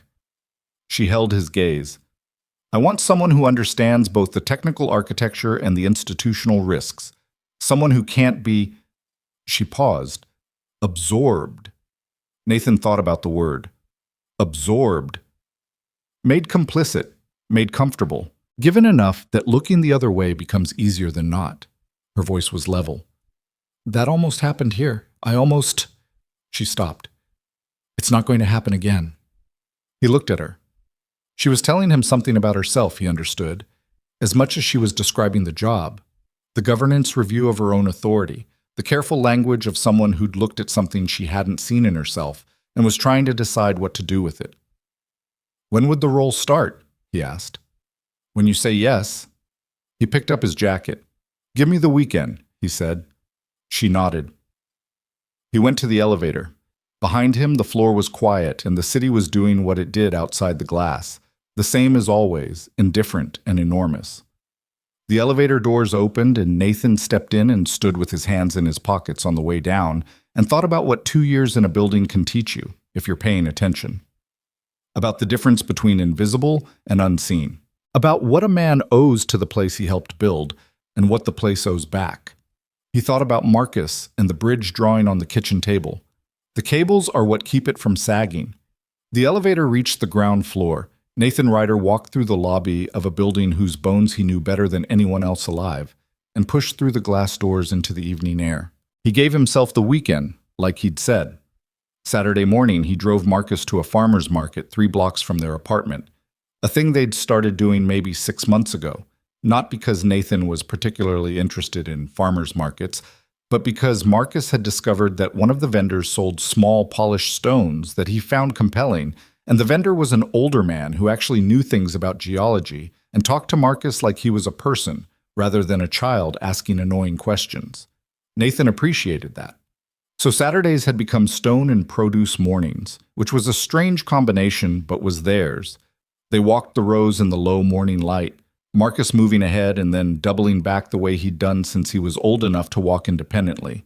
Nathan bought tomatoes and some bread and a bunch of cilantro he'd probably use half of. Marcus bought a small piece of obsidian from the old stone vendor and spent the walk home explaining to Nathan that obsidian was actually volcanic glass and not a mineral technically, which was a distinction Marcus found very important. It cools so fast it doesn't have time to make crystals, Marcus said. So it just freezes mid-movement. Nathan looked down at his son. That's kind of interesting. That's what I said. Marcus turned the stone over in his fingers. It looks solid, but it broke off something huge. They walked another half block in comfortable quiet. Nathan thought about that description and let it sit in his chest without doing anything with it. He thought about the job offer for most of Saturday afternoon, while Marcus was at a friend's house 2 floors up. He sat at the kitchen table with a legal pad, his standard thinking tool, unchanged since college, and wrote out what he could see clearly and what he couldn't. What he could see clearly, the role was real, the need was real, and he was qualified for it in ways that had nothing to do with Victoria Kane's opinion of him, and everything to do with 12 years of combined technical expertise and institutional knowledge that genuinely could not be replicated by an outside hire. He wasn't talking himself into something to feel good. He was reading the situation honestly, and honestly, he was the right person for the job. What he couldn't see clearly, who he'd be when he was no longer invisible. Whether the protective crouch he'd built around himself over 9 years had become structural, whether removing it would destabilize something, in himself, in his relationship with Marcus, in the careful machinery of the life he'd built inside specific limits. He'd become very good at those limits. He wasn't sure he trusted himself entirely beyond them. He wrote both of those things on the legal pad and looked at them for a while. Then he wrote underneath one more line. He didn't plan it, it just came out of the pen. The question is not whether you're ready. The question is whether you're going to keep deciding that being safe is the same as being responsible. He put the pen down. He'd been making that mistake for a long time. He could see it clearly now, laid out in legal pad handwriting in his own kitchen. He'd confused protecting Marcus with protecting himself. He told himself they were the same thing because it was easier than admitting they weren't. The invisible life, the calibrated limits, the deliberate smallness, some of that had been for Marcus. But some of it had been for Nathan. For the Nathan who'd lost Diane at 23 and decided, somewhere underneath all the practical decisions, that wanting things was too expensive, that the gap between who you could be and who you were was just a place to fall. He sat in his kitchen for a long time. When Marcus came back downstairs, obsidian in hand, he found his father at the table looking at a legal pad with an expression Marcus apparently associated with something specific, because he set his stone on the counter and said, "Did you decide?" Nathan looked at his son. "Were you listening to me think?" "No, you just have the decision face." "I have a lot of faces, apparently." "Dad." Marcus sat down across from him with the directness of someone who'd inherited it. "Is it a good thing or a bad thing?" "I think it's a good thing." "Does it change stuff?" "Some stuff." "Yeah." Marcus looked at the legal pad. Nathan didn't cover it. Marcus couldn't read his handwriting anyway. Nathan's handwriting was an ongoing source of concern for Marcus, who had very clean printing and considered his father's cursive a personal failure. "Does it change pickup?" Marcus asked. "No." "Okay." Marcus picked up his obsidian again, satisfied, and headed toward his room. At the doorway he stopped, in the way that Nathan recognized as a thought that had arrived late. "Dad, is it the building you worked at before? That you built stuff for?" Nathan looked at his son. "How long have you been thinking about that?" "Since you told me." Marcus turned around. "I thought about it, and I think you should go back. Because you know how it works." He held up the obsidian. "Like this. It looks solid, but it came from somewhere bigger. You built part of it." He considered his own analogy for a moment and then apparently decided it was good enough because he shrugged and went to his room. Nathan sat at the kitchen table and looked at where his son had been standing and felt the particular combination of things that being Marcus's father reliably produced in him. Something between stunned and grateful and accountable, a feeling that had no single name. He picked up his phone and texted Victoria Kane 2 words. "I'm in." The reply came back in 4 minutes. "Monday. We'll work out the details." He put the phone down. He sat with it for a moment. He'd expected to feel more dramatically different, but what he felt was quieter than that. Not resolution, so much as recognition. Like something that had been braced against something else was finally allowed to just stand on its own. Monday came the way Mondays came, which was without ceremony, and Nathan signed in at the facilities desk for the last time as the day shift maintenance technician for Arcturus Technologies. Gus was at his desk with the reading glasses and the crossword that he did every morning and claimed was for mental sharpness and definitely not for procrastination. Nathan set the signed timesheet on the desk. Gus looked at it, looked at Nathan. HR sent me something Friday. I know. New role, reporting to the board. Gus set down his pen. Director of Systems Integrity. He said it carefully, like he was trying the words to see how they fit. That's not a facilities job. No. Gus looked at him for a long moment with that direct, ungentle assessment. Good, he said, then picked up his pen. You were too careful with the drains to be just a janitor. Nathan almost laughed. That's an interesting way to put it. I mean it. You notice things. Gus waved the pen vaguely. The building's going to miss you. The building doesn't know that, but it will. Nathan picked up the timesheet copy. I'll still be in the building. Not the same. Gus put the glasses back on. Go. Don't be sentimental about it. Nathan went. The transition took 3 weeks to formalize. Contracts, title, reporting structure, the particular administrative machinery of large organizations restructuring themselves after a crisis. Nathan moved through it the same way he'd moved through everything else, methodically, without drama, doing each piece in sequence. His office was on the 41st floor, smaller than the executive offices, which suited him. A corner space near the board conference room, with a single window that looked east rather than west, over a section of the city that wasn't the iconic skyline view, but was the working part of it, the real arterials and industrial blocks and rooftop water towers. He liked it better, honestly. He kept the legal pad on the desk. The first week was dense in the way first weeks are. Briefings with the external audit team, a session with Tron establishing the legal parameters of his oversight role, 3 separate introductory meetings with department heads who approached him with a mixture of respect and wariness that Nathan found he had no patience for and dispatched quickly by being direct about what he was there to do. He wasn't there to watch anyone. He was there to build systems that made watching unnecessary. There was a difference, and once he explained it, most of the wariness evaporated. The work was good. That was what he hadn't fully let himself anticipate. That it would feel good, specifically. That the part of his brain that lived in systems and architecture and the logic of how things connected would come back fully online, and that it would feel like something he hadn't lost, just set down. Marcus came by the building after school one Thursday in the second week. Nathan had told him the location of the new office, and Marcus had apparently decided on his own that this was a visitation that needed to happen.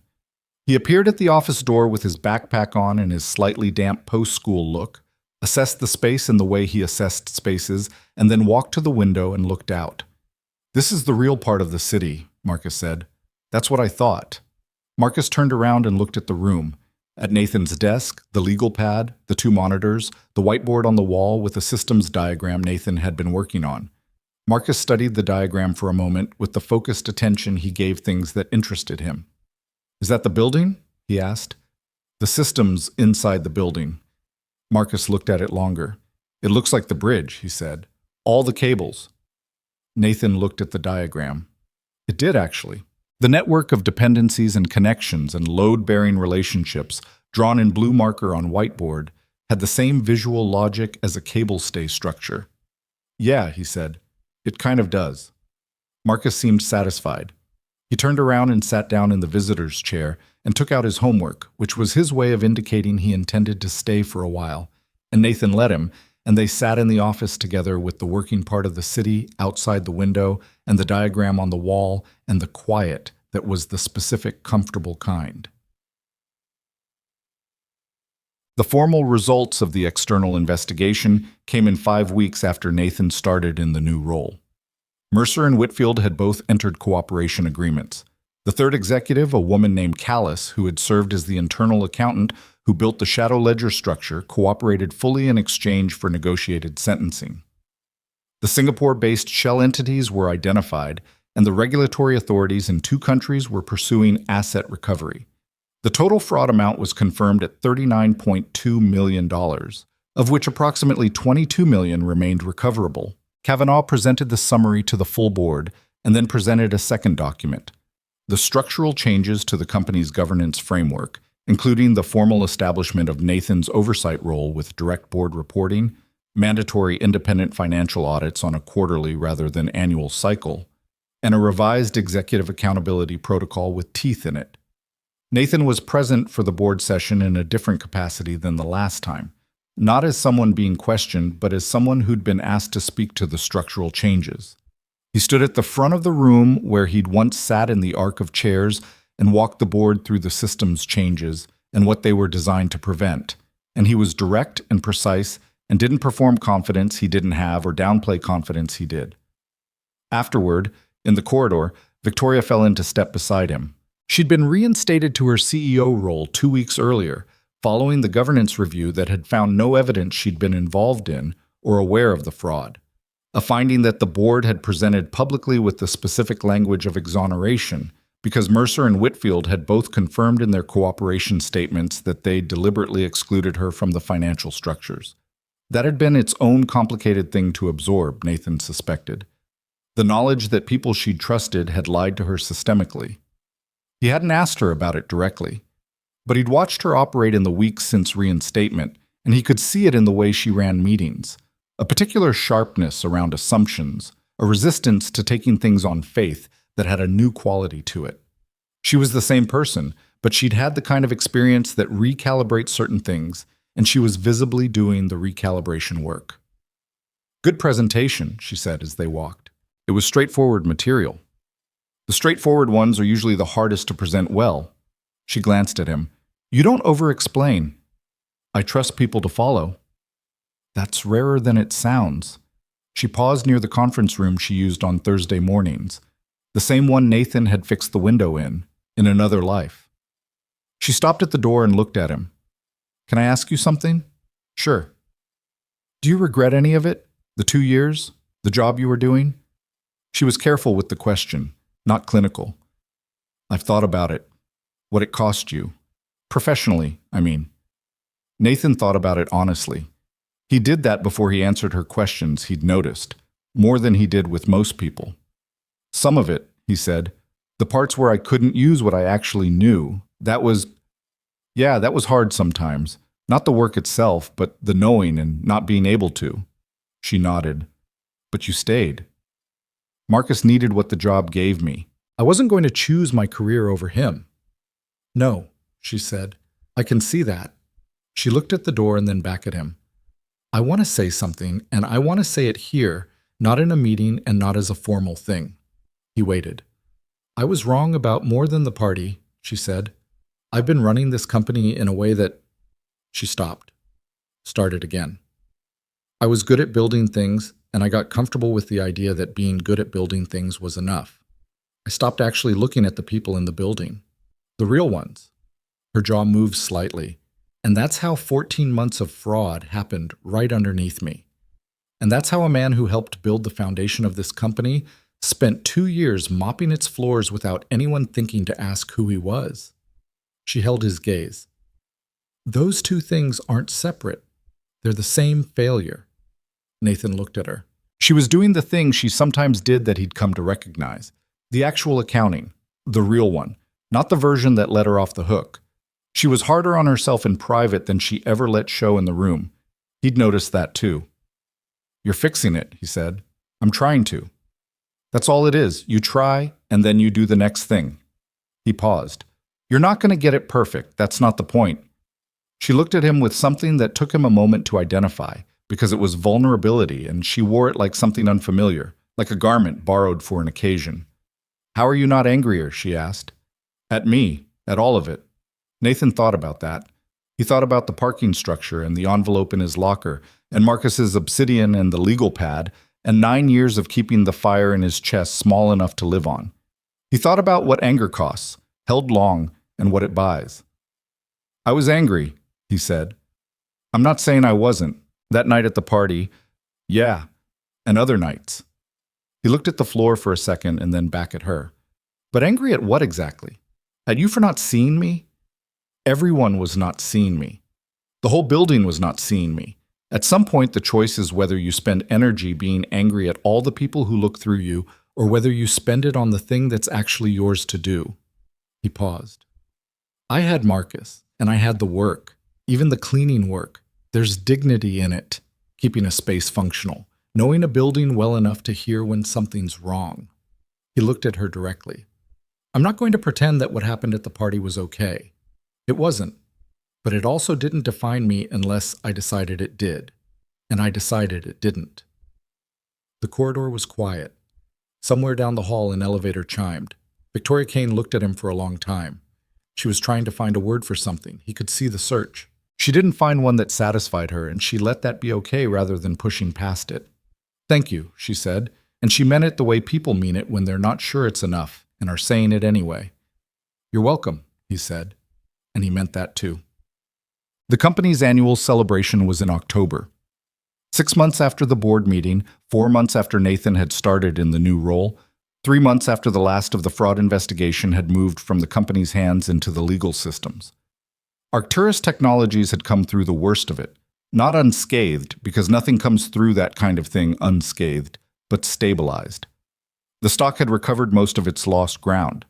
2 strong new executive hires had filled the structural gap. The governance changes had been publicly announced and received, if not enthusiastically, then with the kind of sober respect that investors extend to companies that have looked at a failure honestly and responded with something more than a press release. The celebration was in the same ballroom on the 42nd floor, same chandelier, same view of the city. The same banner had been taken down and replaced with something different. Integrity builds the future, in the same clean font, which was a detail Nathan noticed and had mixed feelings about because it felt like it was trying slightly too hard. But he understood the impulse. He arrived with Marcus. He'd asked, and Marcus had said yes with the enthusiasm of someone who'd been waiting to be asked, and so Nathan had done the thing that felt both ordinary and significant, put on a good jacket, helped Marcus find a shirt without a cartoon on it, and brought his son into the building that Nathan had helped build and later cleaned and now, in a different form, helped run.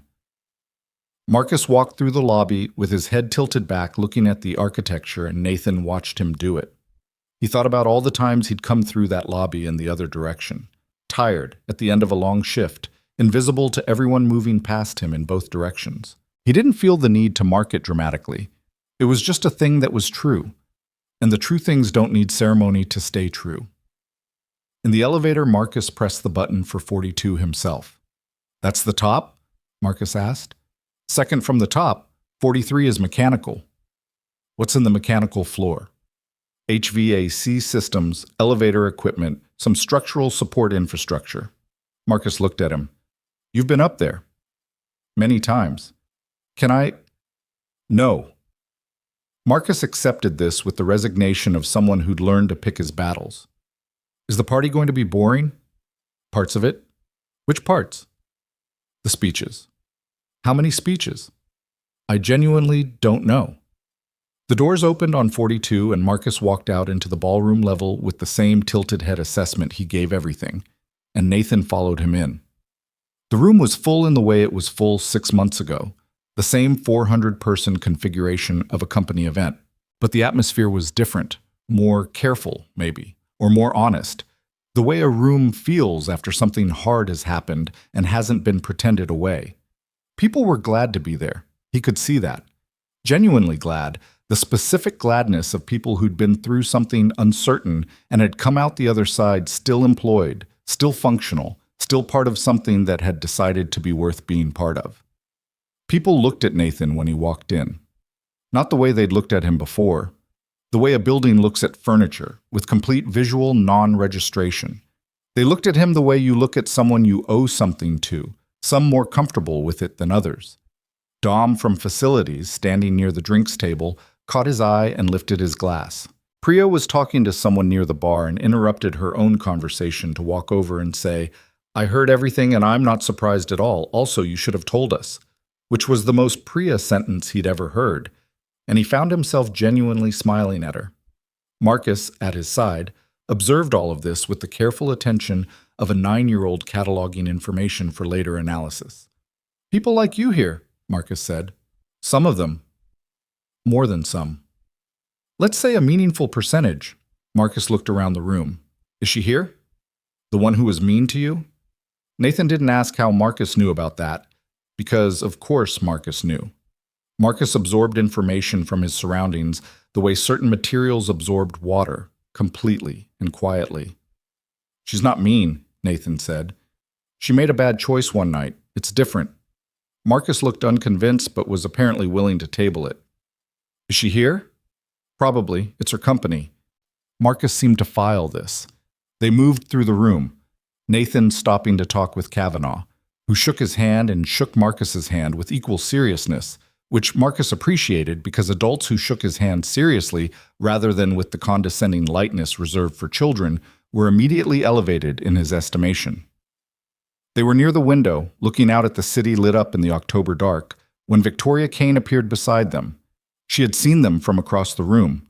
Nathan had noticed her noticing. She'd taken a moment before she came over, which was its own kind of information. She stopped beside Nathan and then looked down at Marcus. Marcus looked up at her with a level, evaluative gaze that Nathan had not coached and could not control. "Hi," Marcus said. "Hi," she said. "You must be Marcus." "Yeah," a beat. "My dad says you made a bad choice one night. Not that you're mean." Victoria Kane blinked. Nathan closed his eyes briefly. "He's right," she said, recovering with remarkable speed. "I did. And I apologized, which is what you should do when you make a bad choice." Marcus considered this. "He forgave you?" "He said he wasn't holding on to it." "That's the same thing," Marcus said, with the confidence of 9-year-old moral philosophy. Victoria looked at Nathan with an expression that was composed of several things at once: amusement, something warmer, the particular look of someone encountering a child who has accidentally said something true. "Is it?" she asked Nathan. "He's usually right about these things," Nathan said. Marcus appeared satisfied and turned back to the window. "This is the highest I've ever been in a building," he announced, to no one specifically. "What do you think?" Victoria asked him.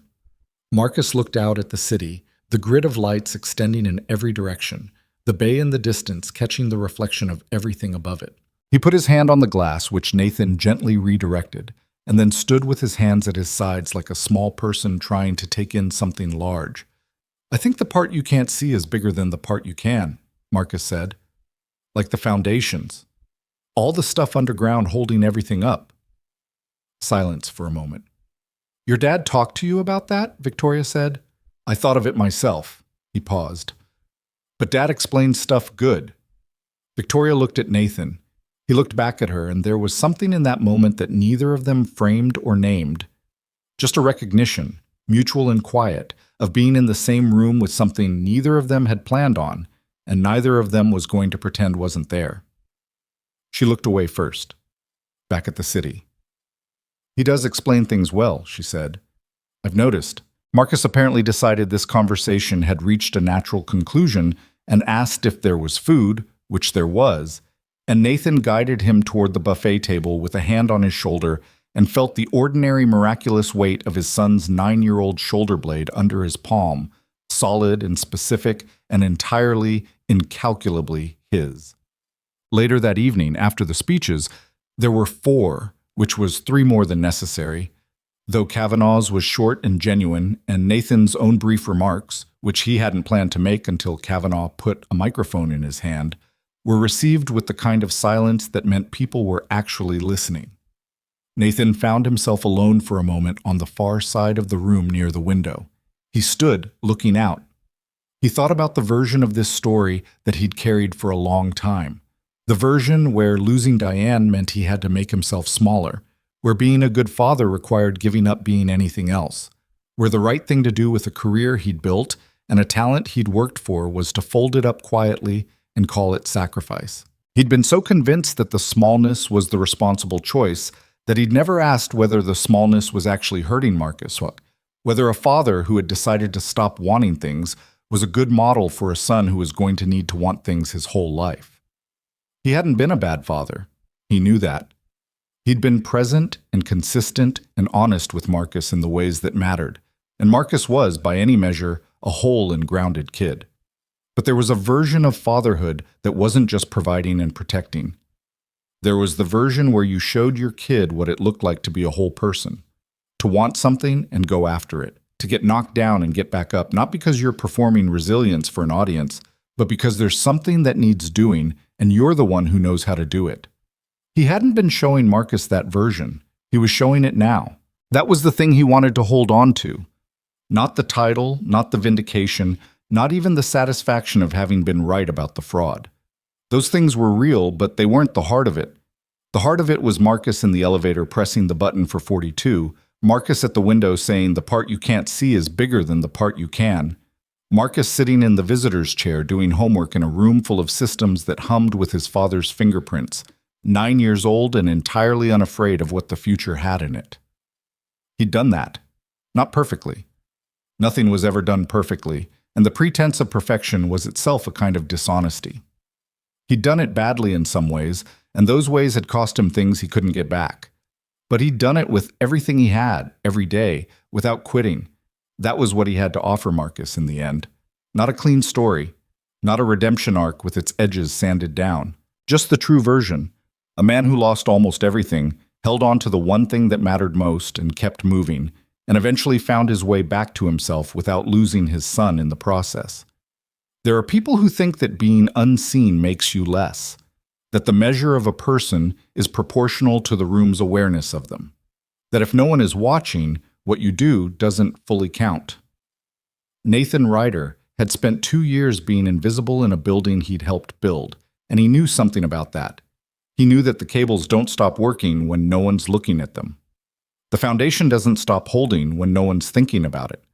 The systems that keep everything running, the authentication protocols and the routing frameworks, and the silent infrastructure of a company's beating technical heart, those things do their work in the dark, unacknowledged, and the building stands because of them, regardless of whether anyone knows to be grateful. He knew what it was like to be that kind of indispensable, to be load-bearing without anyone noticing the load.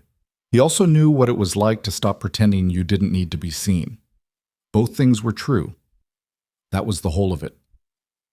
He was turning away from the window when Victoria appeared beside him again, without Marcus this time, just herself, holding a glass she hadn't been drinking from, and wearing the expression of someone who had come to say something and was deciding exactly how to say it. 1 year ago, she said, about that, do you ever think about the version where you didn't do anything? Where you heard those voices in the ballroom and decided it wasn't your problem? Sure. What does that version look like? Nathan thought about it honestly. The fraud runs its course. Probably another 6 months, maybe longer.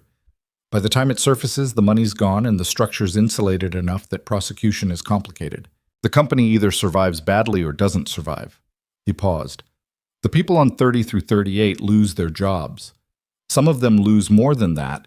They have stock. Some of them have their savings in it. He looked at her. And I'm still cleaning the building. Still invisible. Still invisible. She was quiet for a moment. I've been trying to understand why you did it. Not the mechanics. I understand the mechanics. I mean, why you kept going, when it would have been so much easier to stop. He looked at the city through the glass. Because I knew what was happening to people who didn't deserve it, and I was in a position to do something about it. That's it. That's the whole reason. No anger, no self-interest? I didn't say that. I was angry. And yes, I thought about what it might mean for me if it worked out. But those weren't the reasons I kept going. They were just things that were also true. She nodded slowly. I'm trying to learn that distinction, she said, between the reason and the things that are also true. He looked at her sideways. You're getting there. She almost smiled. Not quite.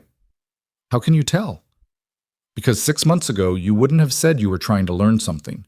You would have just done it and let people figure out later that you'd changed. This time she did smile, brief and real, the kind that happened before she could stop it. That's uncomfortably accurate. You asked. She stood for another moment in the comfortable quiet that they'd been building, piece by piece, meeting by meeting, working session by working session, over the last several months. It wasn't simple, and it wasn't resolved, and it wasn't the kind of thing Nathan was going to name or rush. There was something there, a current, or the beginning of one, running underneath the professional structure of what they'd built. He wasn't pretending it wasn't there. He was also not pretending it was something fully formed when it wasn't yet. Some things took their own time. He'd learned that much. Marcus reappeared at his elbow with a plate containing an amount of small sandwiches that suggested he'd taken the buffet table seriously. "Dad, they have the tiny ones," Marcus said, with the reverence he reserved for food that came in miniature form. "I see that." Marcus looked at Victoria. "Do you want one? I took extra." Victoria looked at the plate. She looked at Marcus with the expression Nathan had noticed before. The one that was more dimensional than her usual face, the one that didn't have the armor in it. "Sure," she said. "Thank you." Marcus handed her a sandwich with the easy generosity of a child who hasn't learned yet to calculate the cost of giving things away. She took it, she ate it. Marcus appeared satisfied and turned his attention to his own plate.